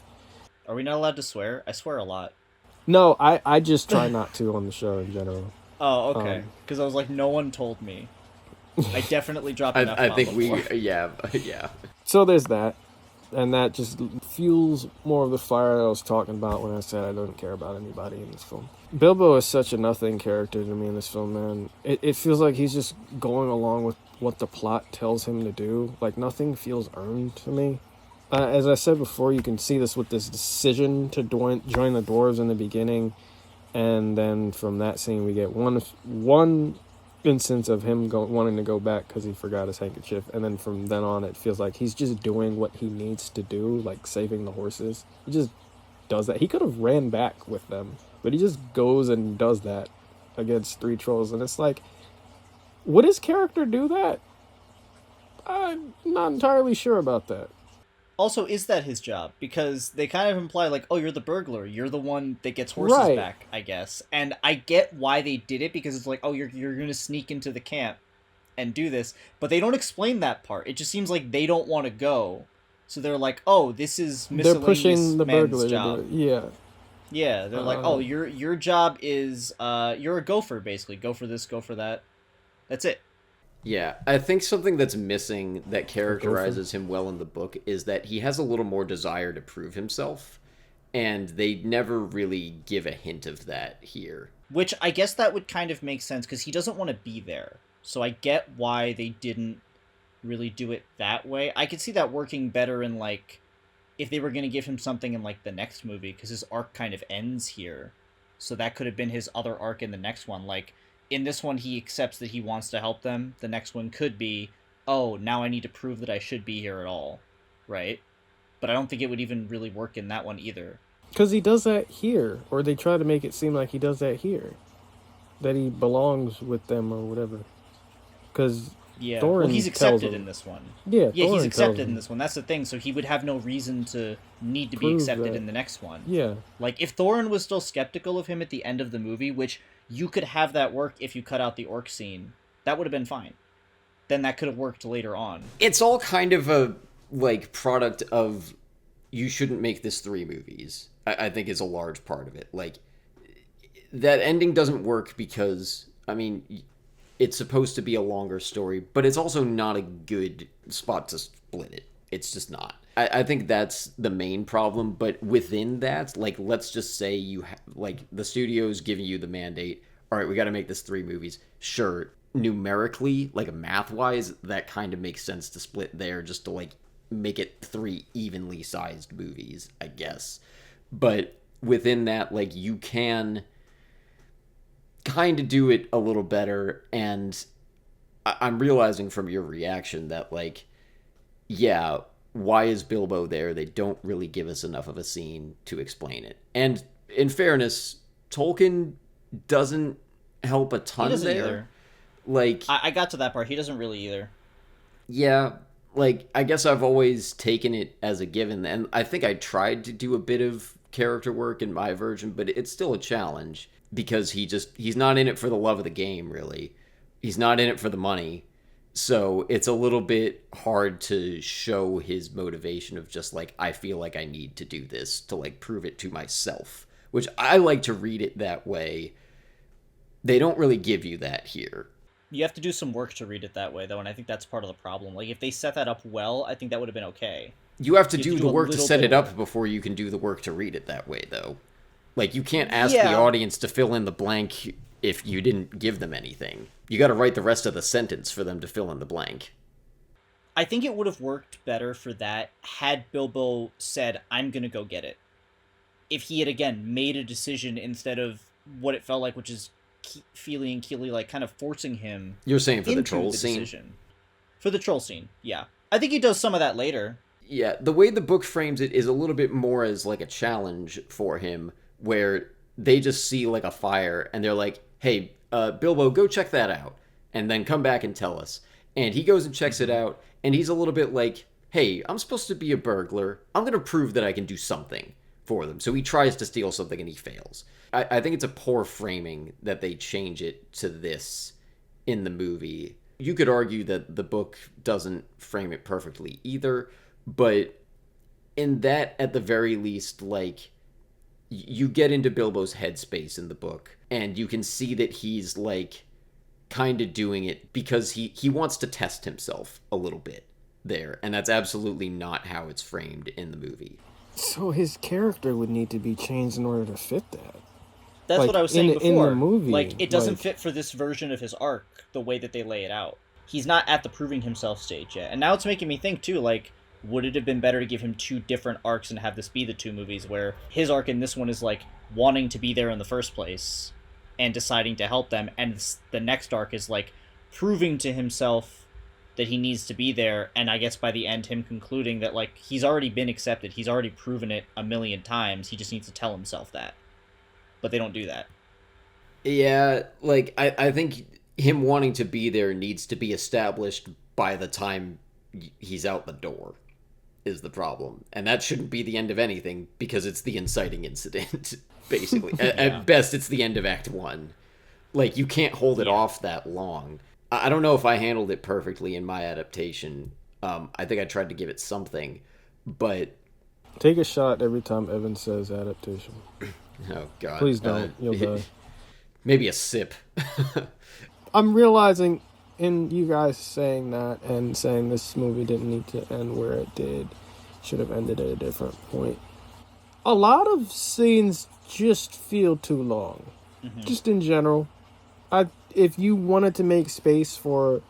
I'm guessing you guys think it should... Something happens in the second movie or in the books where like that could have been put into this movie, and it sounds like a lot of this could have just been cut down for that, to have it end at a certain point. Because the Gollum scene, the troll scene feels super long as well. Like, I realized in watching that last night, like, I felt that in the moment. I was like, wait, this scene is still going. Bilbo's trying to get the horses.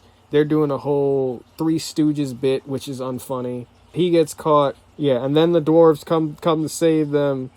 Just Deus Ex. They could have done that earlier, whatever.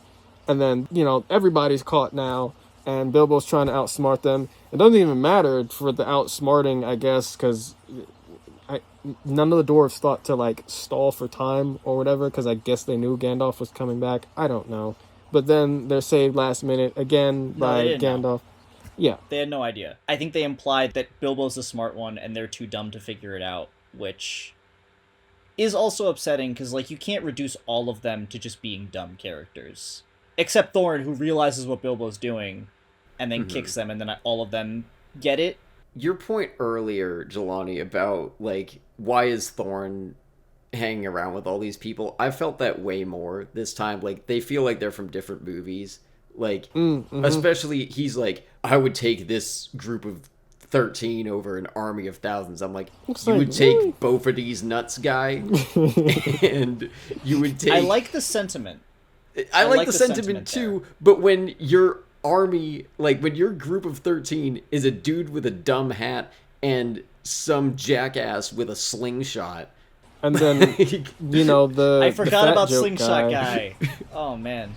He's so useless. Like, that's your crew, and he's like, I couldn't ask for better dwarf. No, you could. You could ask for many better people. The only think one I'll that's give him is fine. Balin. Maybe Keely. Balin's 'Cause Keely- awesome. But Keely Balin's can doing a shoot an trope arrow. thing, though. He's doing that kind of older, Mentor, semi-mentor yeah. thing / ride or die friend, and I think Mm-hmm. that there's a reason that works here. He's giving big death energy. It feels like he's gonna die. I honestly don't remember. I'm not gonna I'm gonna be say. real. I fully forget. I honestly have no idea because I don't remember anything about Five Armies anymore, What did I or like get most into, of man? Smaug. I don't know, but You like can still tap out. I will like. If I you gotta don't- see it through now. no, we're Okay. finishing it now. Okay, I guess Two maybe we is should the do whole- it while I we have- have the momentum. I have What's so gonna many happen to angry our thoughts about friendship? the other two. I do too. What's gonna happen to our friendship if I just tap out now, Evan? That was the whole Nothing. point That's of what I was saying. You like. That I was the will whole not point hold of it the against you if friends. you don't do it. It was the whole It's point okay, of man. Evan. We're gonna have you watch Lord of the Rings next year, and it's gonna be better. I promise. I hope it won't put you off for Lord of the Rings because those are legit. Good. No, probably not. But So that was my other question I didn't ask before. Was does this put you off? Like, do you not want to watch Lord of the Rings now? I know they're long movies too. I never wanted to watch them because they were so long. I think that's it. I mean, nothing. It doesn't make me want to watch Lord of the Rings any less. I'm not excited, Okay. but Do we I feel like wanna- I had to at some point anyway. So You kind of do. One thing I'll recommend: don't watch the extended editions when we do this. Like, watch the regular. I didn't versions want to. first. I considered it. Yeah, no, but no. after The regular watching versions this, are fine. The extended long editions enough. are if you've seen them already. Are we ready to move into Angel's topic? Yeah, Cramming in too yeah. much. Because Yeah. we've gotten into You're a like, lot of We're these, cramming but- in a lot of this. You're in like, this it needs to be episode. over. So my topic we've covered so much of, but I have a lot of points here that I want to get into about, like, packing too much in. This actually, as we're talking, I've realized this packs too much in a different way than a lot of things that pack too much in. Usually, I think what they do is when they're packing stuff into an adaptation, they'll put too many things into a much shorter runtime and try to include everything. And this does the opposite, where because they're stretching it into 3 movies, they are packing too much in, but they're extending scenes a ridiculous amount. The way that they pack too much in here is all of the additions they're doing, honestly, to make it feel like Lord of the Rings. Because here's the thing. So, The Lord of the Rings is a big, epic fantasy adventure. It's supposed to be 9 hours. It's got a much bigger scale than The Hobbit is supposed to. The Hobbit is a children's book that is half the length of the first Lord of the Rings book, which I think is the shortest Damn. Lord of the Rings book. I don't know if it's half, but it's like shorter than the first book. So you have less than 30% of the like page count that you're adapting into the same length It's pretty of close to movies-ish. half, I think. I think it's like 95,000 words is The Hobbit, and then the first Lord of the Rings book is, I think, 170,000. So it's not exactly half, but it's pretty close. But it's pretty close. The audiobook and takes so- 10 hours. It was a 10-disc audiobook, so it's about the same Oh, length. okay. It's not that far off from the length of these movies, which is not a good ratio. Yeah, it's just it's so much. And again, what they're doing is basically they're trying to make it feel like a big Lord of the Rings-esque epic, when the fact is The Hobbit is a children's book. My brother read it when we were kids. It's meant to be a child's fantasy adventure, essentially. I mean, written in the 30s, so a little bit different than it would be now, but at the same time, it's supposed to be like a short kid's fantasy adventure. And I think that there is enough material where you could make it into 2 movies, like you were saying, Evan. It could also even be like 1 3-hour movie. I think 90 minutes for that animated one in the 70s, it is a little too short. They're going to rush through stuff, right? That's packing too much into a too short runtime. But back then it kind of made sense. Now it's just like, what they're doing is they're trying to recreate Lord of the Rings, and it is very obvious with all of the like extra backstory. I'm trying to think of how to do this without spoiling anything for Jelani, but basically, like, There's a lot of cameos, I feel like.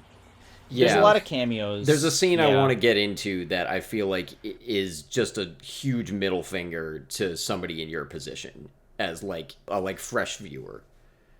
Yeah, I may know what scene you're talking about, but I want to talk about, like, there's a few major points that are, like, differences from the book of, like, stuff that they add in that I think I can talk about without spoiling anything about Lord of the Rings or like the other two movies, but like one thing is the prologue.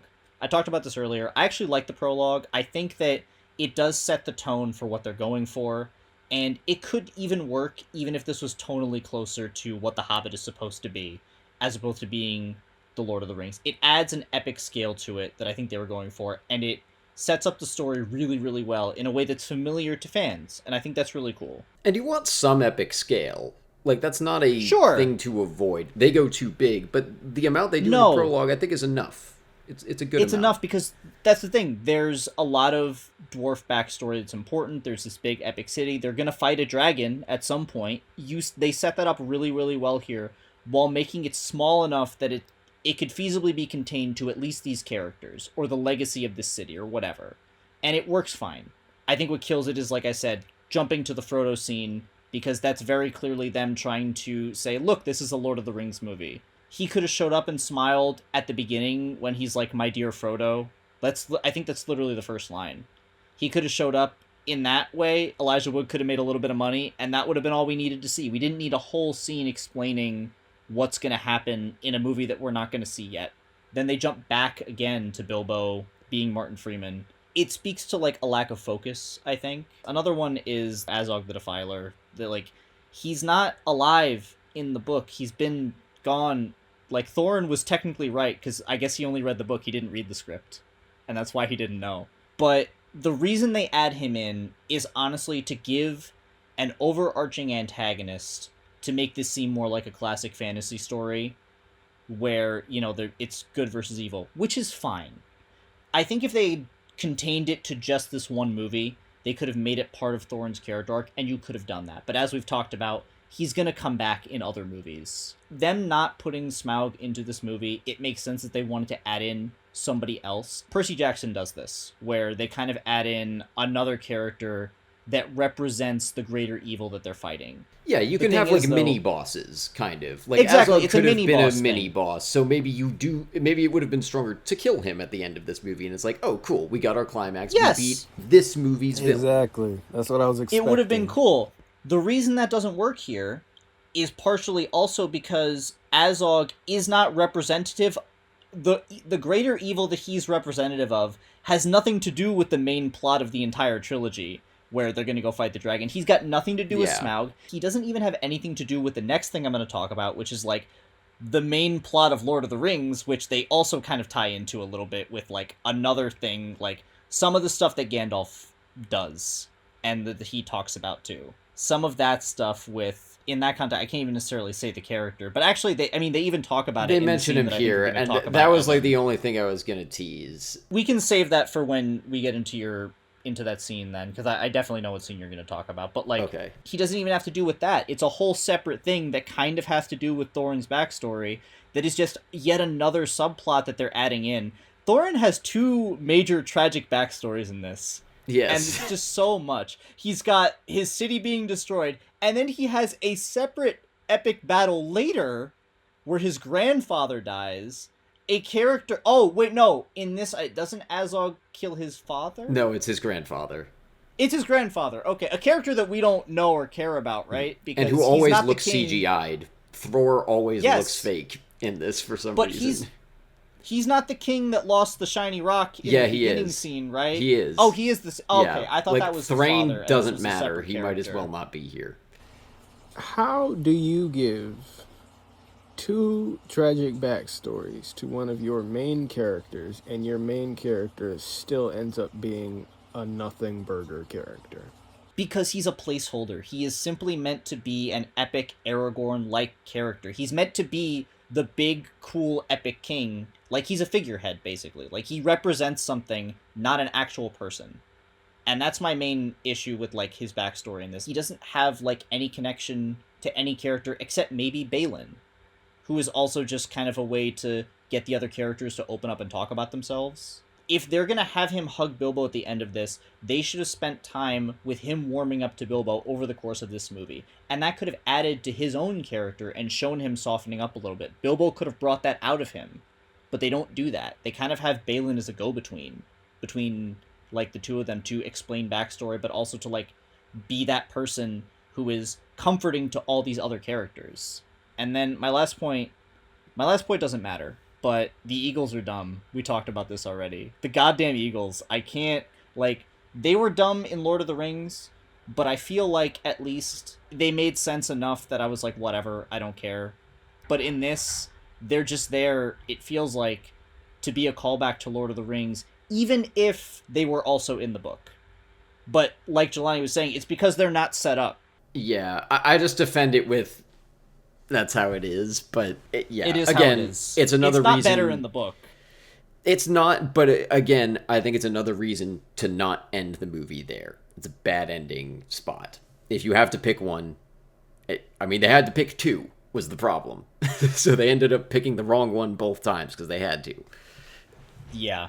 My next point is, like, the scale of these issues is way more apparent in the other two movies. So we'll get into it more in our Patreon episode. Yeah. But it's very obvious just from all the setups that they're doing, the extensive amount of extra scenes and backstories, like Radagast's inclusion. All of it has to do with something completely separate from the Smaug stuff. And all of it is, again, about callbacks to Lord of the Rings. So it's just, they're adding in so much extra stuff, and it kills the pacing. It does. It makes it so that, like, we're learning about things that we're not invested in yet because they don't matter yet, and they're not going to matter for the rest of these movies. You know? It's just so that people know what all of these references are to.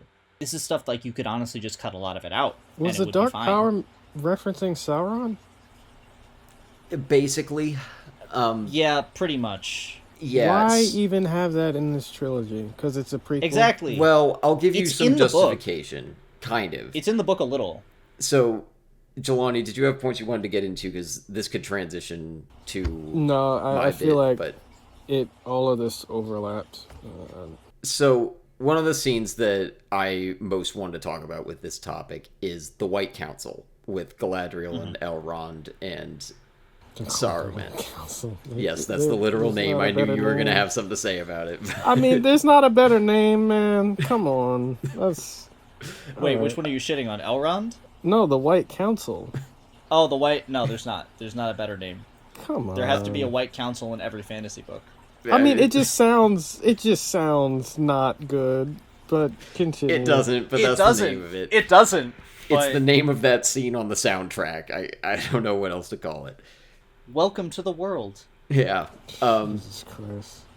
Anyway, that scene, I feel like it's emblematic of one of the biggest problems with this series, which, for one thing, doesn't tell you who any of these people are because it expects you to have seen Lord of the Rings, because they're all there in that series. It expects you to already think Saruman is a bad guy, because he is there, and that's not really a spoiler to say, because if you can't guess it from Christopher Lee playing him, it tells you within 2 minutes of him showing up, it's like, surprise, he's a bad guy, but it's not a surprise because you just met him. He was Willy Wonka's dad. No, it's not. He's evil the whole time. Yeah, it's Christopher Lee. Like, he's born to play a villain. You have that, sure. They mentioned the Necromancer. I'll just tell you, he's that thing, that thread will continue. That's the most I'll say.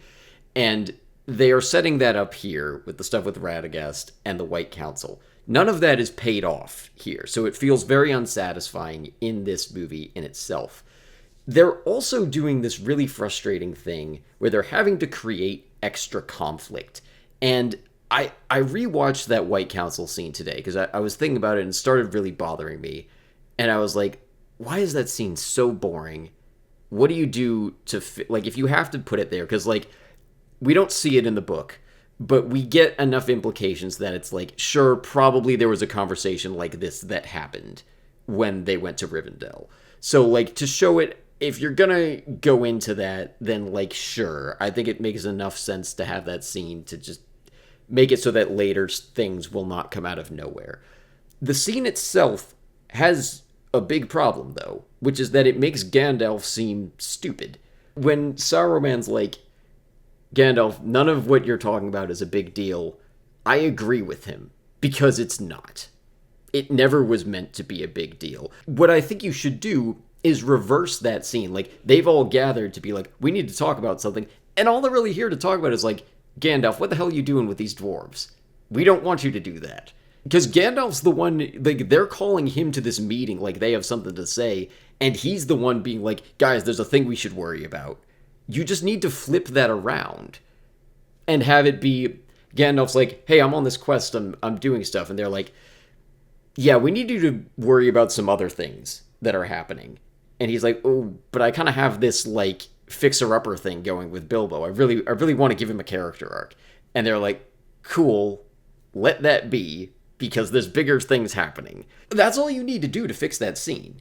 Presumably, that's how it happens based on what we have in the book. Cut out Radagast showing up, or maybe even have him say like, hey, Gandalf, I saw some really concerning stuff over in Mirkwood. And Gandalf's like, oh, well, thanks for letting me know. I'm kind of in the middle of something. Get back to me if it gets worse. And then he gets to Rivendell, and they're like, hey, no, that stuff Radagast told us about? Yeah, well, he told us too, and yeah, you should look into that. I know you're having fun with your dwarf friends, but you should really go look at this.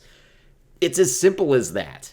And for some reason, they have to, like, flip it around where he's like, are we at peace? And Elrond's like, yes, we're at peace. Elrond is right.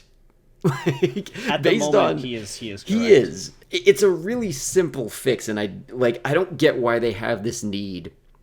I'll go off on my other thing that I hate here, but Thorin's elf racism is another thing that's a problem. It's kind of setting up some things for later, but it's just extra conflict. It's not a good allegory. It's not good social commentary on, like, actual bigotry. He's just elf racist because... It's also funny how he gets rejected, though, in the prologue. Because he looks at him, he's like... Not just that. This is something that I hate. I don't hate it, because sometimes it's funny, but there are points in, like, other stories where they'll do that, where it's like, you see the army in the distance, the leaders are looking at each other from several thousand feet away, a mile away. You don't see his eyes, you don't see what the fuck he's looking at all. I'm sorry. I should stop swearing. Now Jelani's made me self-conscious about it.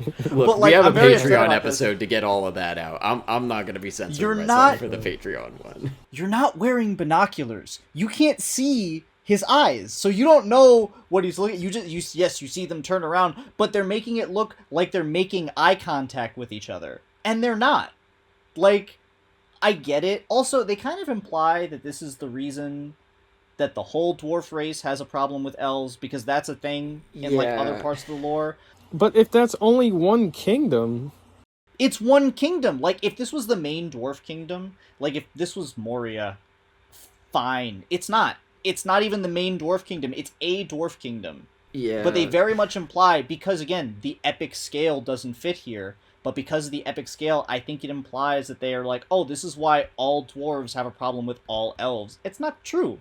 Like, that's not the way that it works. It's not. It almost does this both sides bad thing where it's like, well, if they just could talk to each other, like, it gives a very shallow reading of, like, I think you can do good allegory like that in fantasy context. I think it's a little bit of a tired trope, but I'm not, like, I can see it being done well. I don't know if I ever have. Maybe X-Men, but that's not really the same thing. But Root of all. Oh, your book. Well, I haven't read enough of that to get to... I got to some of it, but I haven't seen all of what you do with that. I think it's, like, a context you can do it in. With this, they're trying to set up... Because, like, Thranduil, the guy who does the dramatic head turn, will come back. He's a big player in the rest of it. In this series or Lord of the Rings? No, exclusively in the Hobbit series. Oh, so like, he does more than he's gonna come back. Yeah, he comes back in a big way in the other ones. So like, but you don't really need to set it up here. They make like Thorin's elf racism like a whole thing in this, and it's also kind of inconsistent. Like the way they present it, he's like, "Well, the elves didn't help us back in the day, so I don't really want to mess around with them." And then Elrond shows up pretty willing to help them, and he doesn't seem to have any, like, it doesn't have any effect on him. Like, Gandalf's like, come on, man, like, get over That's it a all little he bit. says, and Thorin's like, alright, yeah. Yeah. Cures his racism. We get a hint of the other dwarves also feeling the way that Thorin does, because they immediately, like, you know, they put Bilbo in the middle, and they all go to arms, and, like, they're ready to defend themselves, but then it's like, no, he's offering you food. After that, only Thorin has elf racism. Nobody else does. Mm-hmm. So this is not like a dwarf thing. This is a Thorin thing. Thorin is just I guess Thorin is just racist. I don't know. If Elrond is going to offer to help, maybe at least give Thorin a moment of like, oh, maybe I'm questioning my bigotry a little bit. Like, maybe I shouldn't assume that every elf is out to get me, because this one is coming up clutch for me in this moment and giving me a major key to completing this quest. And also, none of that's in the book. They just stop there, and Elrond's like, hey, let me look at the map. Wow, I just unlocked this thing for you. It's a little bit convenient, but, like, he's very willing to help. He does not, like, confirm Thorin's racism. Like, he fully challenges it, and Thorin seems fully unaffected. He's just like, okay. He doesn't even do a, like, this would be a terrible beat. He doesn't even go like, oh, you're one of the good ones, I guess. I'm glad they don't do that. Oh, God. But that would be an understandable thing for him to do with this setup. You really should just I guess I can't read Evan's adaptation now. I don't do that there. I completely cut it. I, like, thought about it because it was in this movie, and I was like, do I do something there? And I was like, you know what? I don't fucking care. Like, L. Ron Hubbard. Yep. That's a person. I know that name. I'm forgetting Battlefield who he is. Earth. Oh, he's an actor. For some reason, author. Figure. Oh. Author. Good for him. 1911 to 1986. So he was alive when these came out. And Tolkien was like, hey, can I name a character after you? I'll disguise it a little. But yeah, it's just to copy my homework, but change it a little. In general, all of it makes this kind of feel like it's not a complete story, which obviously it's a trilogy. So it's not going to feel like a total complete story, but there's a way to wrap up an arc or several arcs for these characters and have it work and make sense. Mm-hmm. Like, and they just don't do that here because, again, they're trying to add too much scale to it. I have a couple of, like, comparisons, and I kind of turn this partially into, like, another topic, which is, like, what does make prequels work, especially prequels of, like, really successful franchises. And I had one big example that, like, I don't like talking about Harry Potter anymore because I don't like J.K. Rowling, but I think Fantastic Beasts is a really good example of, like, the same kind of thing that they're doing here. In that, it's sort of a small-scale story that they're doing, even smaller scale than this, because it's not a real book. It is a fake guide to, like, magical animals, and they're creating a backstory for the author of that, and that's what the movies are about. But a big complaint that people had for those movies is that they were trying to turn it into a 5-movie epic wizard war film set in, like, the World War I, World War II era, like in the 20s to the 40s. And it just didn't work because the tone of the main story is like a cozy animal rescue type story. Not even animal rescue, but like a cozy, like, finding magical animals type story. And all that they do there is they add in another evil figurehead that's basically Voldemort. They add in, like, an evil sect of wizards to fight, and they make it so that, like, the main character needs to choose a side eventually, which makes no sense given that he's just a zookeeper. They kind of do that here, where this is meant to be like a cute, standalone adventure, and they try to turn it into Lord of the Rings again, because they hint at all this Lord of the Rings shit, and they add in the whole Azog thing, and I think they later imply something about, like... Don't spoil the thing I think you're about to spoil, but yeah, I think no, I know what you're talking about. But you know what I'm talking about. Well, I'll get into it next time, but the point is, like, the scale of this is not working. I think there's good examples of this kind of thing that they could do. Like, this is not a whole trilogy, but, like, Prey is a good example of how to do a prequel well, I think. Because it's got a lot of the same tropes of the other movies, but it's also got a great protagonist, really good themes, a clear character arc, and enough of a twist on things to make it feel different, but it also doesn't try to be the other movies. It doesn't rely on the other movies entirely, and I think that's really good. It stands on its own. Another good example is, like, the Star Trek Kelvin trilogy, sort of those reboot movies with Chris Pine, where... J.J. Abrams ones? Yeah, the J.J. Abrams ones. A lot of people had issues with those because they're so tonally different from, like, old Star Trek. Weirdly, that was my intro to Star Trek, so I didn't see... I do definitely prefer, like, original Star Trek stuff to those now that I've seen a lot more of it. But basically, like, people had issues with it for the tonal differences between the two. But the way that they reboot that kind of it ties into the old stuff. It respects the old stuff enough as far as like at least the narrative goes, and the changes make sense, and they use that as a good way to like modernize it. Not to like spoil too much of what those movies are, but like they give us an in-lore reason for why things are different. Another example I had was like Pearl, which is another standalone movie. It's a whole different feeling and tone from the movie that it's a prequel of, which is X, and it expands on a character that people wanted to know more about. Like, there was a level of demand there for that, so it justifies its own existence. Well, Maxine too, right? That's a prequel sequel, isn't it? No, it's a sequel. It's a sequel to X. That is set after X. That's a little bit of a different conversation. I think it's good, but that's a little bit of a different thing. I feel like watching The Hobbit, like, Lord of the Rings isn't meant to add to The Hobbit, and The Hobbit doesn't really add to Lord of the Rings. You know what I mean? So, like, that's part of why it doesn't really work here. They're meant to be, like, mildly referential to each other. Like, the way the Lord of the Rings movies tackle it is pretty decent. Like, they give a couple of indications of, like, Bilbo went on this adventure. He gives the ring to Frodo, so we have to know a little bit about him. We have to know that he got it from Gollum. There's a couple small things that are just like, oh, remember what Bilbo says in his adventures. But, like, that movie never expects you to have read The Hobbit.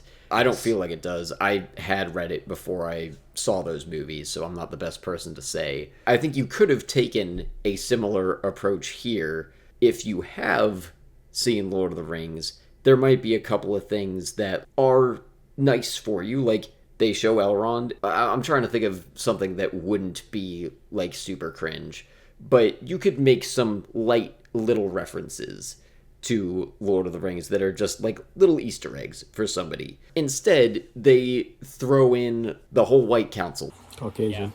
Yeah. It's just, that is really just there for, like, we're going to do Lord of the Rings stuff. The prequel thing is a big problem. The book really isn't a prequel. I think if you took more of a spin-off approach, like, I mean, for a recent example, Knight of the Seven Kingdoms. Actually, I don't know if that's the best one, because I think that kind of assumes that you've seen Game of Thrones, but I don't know that it's crazy necessary. Like, not from what I've seen. At least not from episode 1. I think at most it's like, you should know who the houses are, so it doesn't give you so little. Maybe a better example for, like, a prequel that does it well is X-Men First Class. I think I saw that before I think that might have been my first X-Men movie, and there are references, like, it sets up who these characters are going to be. You have your Wolverine cameo. You have a couple of names that maybe come back. I don't know. Is Stryker referenced in that? I don't know. He might be. He's in X2. Yeah, he's in X2, yeah. I don't know if he's in First Class, but, like... But he's in First Class. Well, his character isn't, his father is, and he's mentioned. Okay. So, like, you have a little bit there. Like, I did not feel lost when I watched First Class as my first X-Men movie. They established the characters really well. Yeah, it does its own thing. I think that works as its own story. There's an overarching villain in Magneto. Mm-hmm. Well, they have Kevin Bacon in that one, but you have complete character arcs. Like, it doesn't mess with, as far as I know, it doesn't really mess with anything that came in the previous movies. Like, the continuity's all there. It's also set, and The Hobbit is like this too, it's set, like, 40 plus years before the, like, main trilogy that's already there. So as a prequel, like, you're not having to do, like, the Rogue One thing of getting us right up to the minute of when the other thing started. You don't have to justify everything. It's only doing a couple of characters from the new ones, and it's just kind of getting them there at the end. Like, you can cringe a little bit when, like, Charles loses, like, when he gets paralyzed. It's like, oh, that feels like, okay, yeah, I guess you had to get there. Like, that could feel like a little convenient. Doing that specifically to, like, set that up. There's some, like, fan servicey things, but their focus there was not so much to be like, hey, look at the X-Men thing. It's, let's make a good X-Men story in this world on its own. And I think they should have tried to do that more here, because that's what the story is kind of meant to be anyway. The story needed X-Men. It needed that approach. Well, it had Magneto. No, I know what you mean. It does have Magneto. They absolutely could have hit up. I don't want to say that they had First Class as an example, because that came out like a year before this, so they would have been deep in production already. Oh yeah, no, they there's no way. Yeah. They also didn't need it, Like, you don't need a better example. The book was there. They just watched X-Men Origins Wolverine, Maybe. and then they did that. Or a lot of people have compared this to the prequel trilogy of Star Wars. Oh, I did too. I I like have this in Revenge of here. the Sith because it had action. The other two sucked, Revenge of the Sith is great. I I watched wonder- that in the, and it's so memeable. I I watched wonder that if in that's fucking going to be three. a reaction here. Because Battle of Five Armies, as Yeah. its name suggests, has the most action. I'll leave it at that. But it's memeable too. This is a bad example of like how to do a prequel because it relies so much on like you having seen the other movies, and it also references them way too much to the point where this doesn't feel like its own thing. The narrative that it's supposed to be here is distracting. I agree with your prequel point. Like, I think forcing this to be a prequel is... It weakens it. My one other point with this topic of cramming too much in, I really felt this time like this movie has like just such ups and downs for me. The other two are mostly downs because they get rid of the good stuff. But like every other scene, I'm like, oh, that's a good scene. And then the next scene after it is a bad one or just a boring one. You go from the terrible Stone Giants 4D ride scene to a scene where we have a good character moment with Bilbo wanting to go back. So I'm like, well, all right, like this is a good scene here. But I never get any momentum because all of the other bad stuff like makes it just not fit together because you're not focusing on the good stuff. And I think that can be frustrating in any context. I think I've said that about The Boys, where like there are characters I'm interested in, so I just kind of tune out when we're with the people I'm not. That's a TV show where it's a little more acceptable. With this, you don't have as much of an excuse, but the scene I felt it the most was the riddle scene. Jelani, you were kind of hating on that. I think it's one of the stronger scenes in this, but I think it's weakened by the fact that I forgot that they don't cut away from it. I remembered it being that they cut back to the goblin tunnels during the riddles game. They actually let that play out in full. And it threw me off because I was like, we haven't had a scene go for this long. Like, we've had some long scenes, some are too long, but there hasn't been like a scene that's been allowed to breathe this much with only two characters. It feels anomalous. And in some cases, I might think that that's to draw more attention to it. Our last episode was Wake Up Dead Man, and we have that moment where it like stops fully to let Father Judd talk to this woman. That's doing a thematic thing. It's killing the pacing to draw our attention to it. And I feel like the riddle scene almost hits like that, but it's not for a purpose. If you didn't have so many other things distracting from Bilbo's arc, I think that scene would fit better. The scene itself is fine, but because you've surrounded it by all of this extra stuff, I don't even know if there's a good sense of what we're supposed to be focusing on. If we keep Bilbo as the main focus, you kind of understand what that scene is doing for his arc. And Jelani, it doesn't really sound like you did. Like, it didn't feel like that hit for his arc at all, the way you talked about it. I don't blame you. No, I have no idea what it has to do with. My reading of it has always, or at least in like my more recent appreciation of it, that's the first challenge that he has to get out of by himself. Because prior to this, you've had Gandalf getting them out of the situation with the trolls, and then you will have him getting them out of the situation with the goblins at the trees. Like, that's a place where he's fully on his own, and he just has to fend for himself. So it's kind of proving to him, like, oh, hey, I have a bit of luck on my side. And then there was also the elves with the wargs and them saving them from the... Yeah, that's also not in the book. So, but sure, it can add to that pattern. At the very least, like, he hasn't had to fend for himself like this. So that is an important beat in that sense. And you don't feel it like that. Really long beat.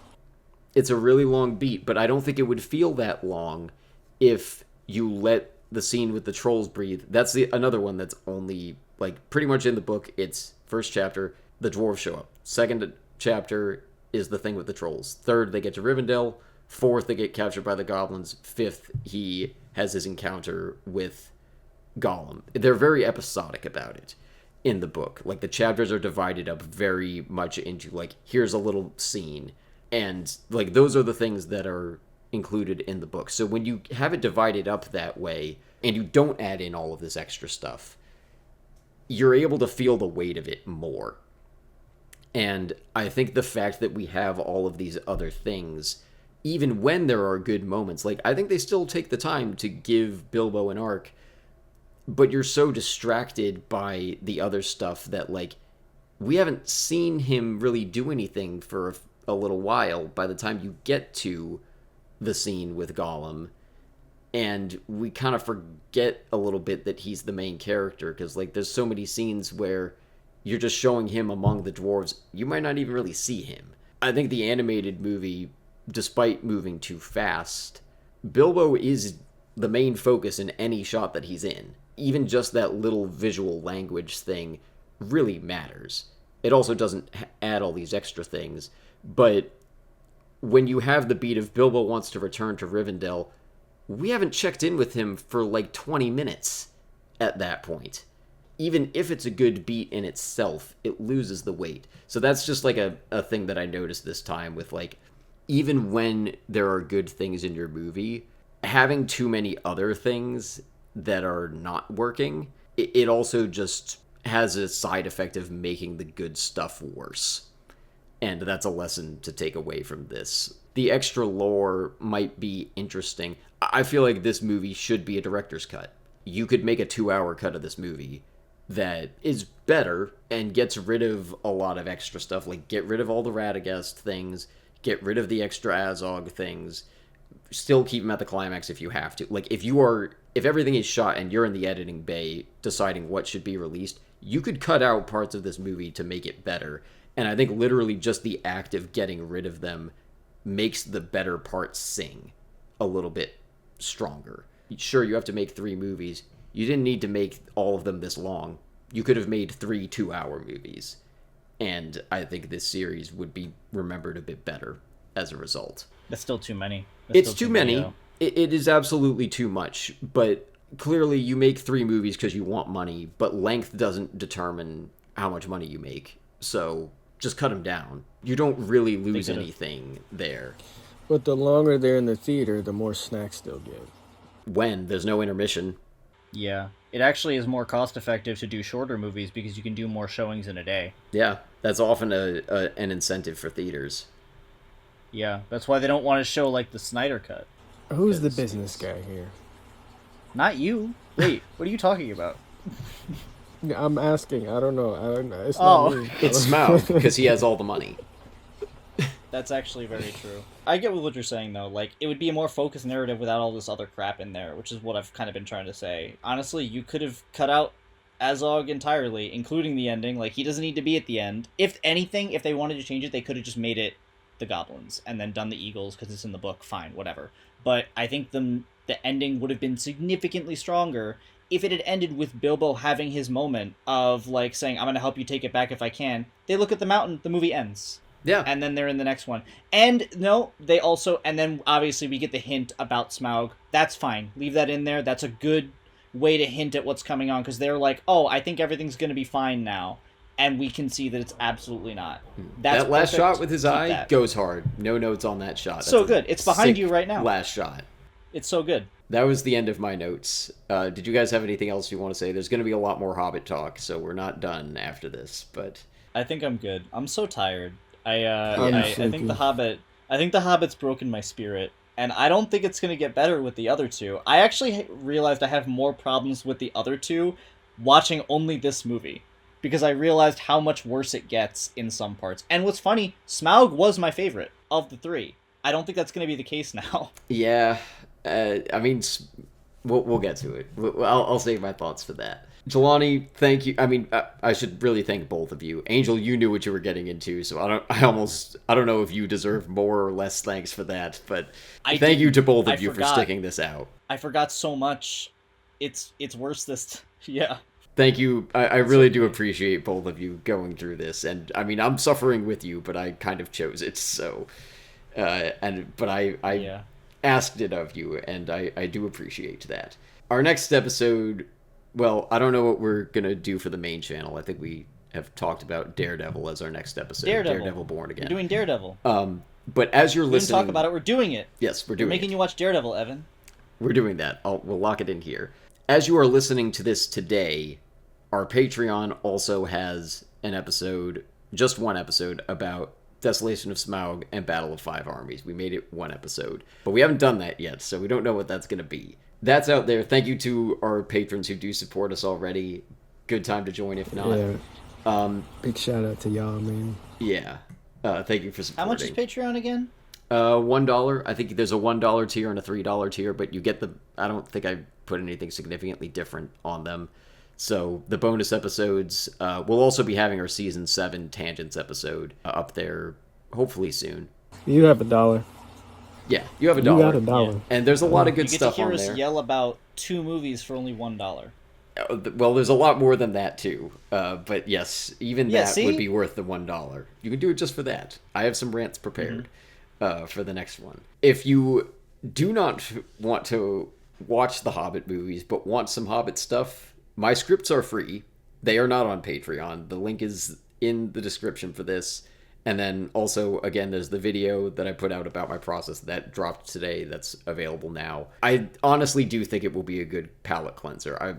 I won't expect everyone else to like them as much as I do, but I hope that it alleviates the disappointment of these movies somewhat, because that's a large reason why I wrote them. That's free. That's available.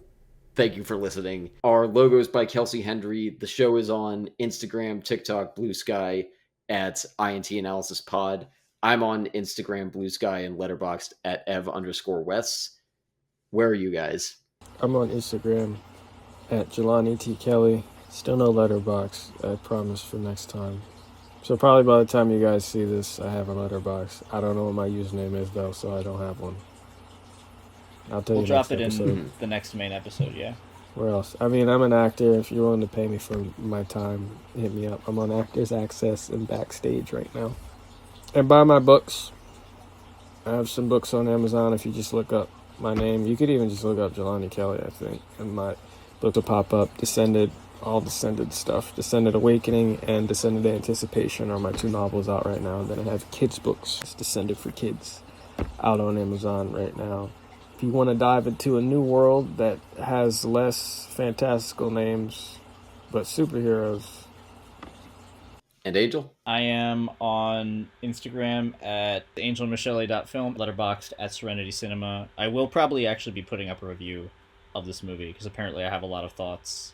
I didn't realize how many thoughts, but I will. I may put them all up at once, honestly, because I'm going to have a lot of stuff about the other 2, I think. I know Battle of the Five Armies upset me last time. It's going to upset me more this time, so we'll see how that goes. But yeah, follow me there.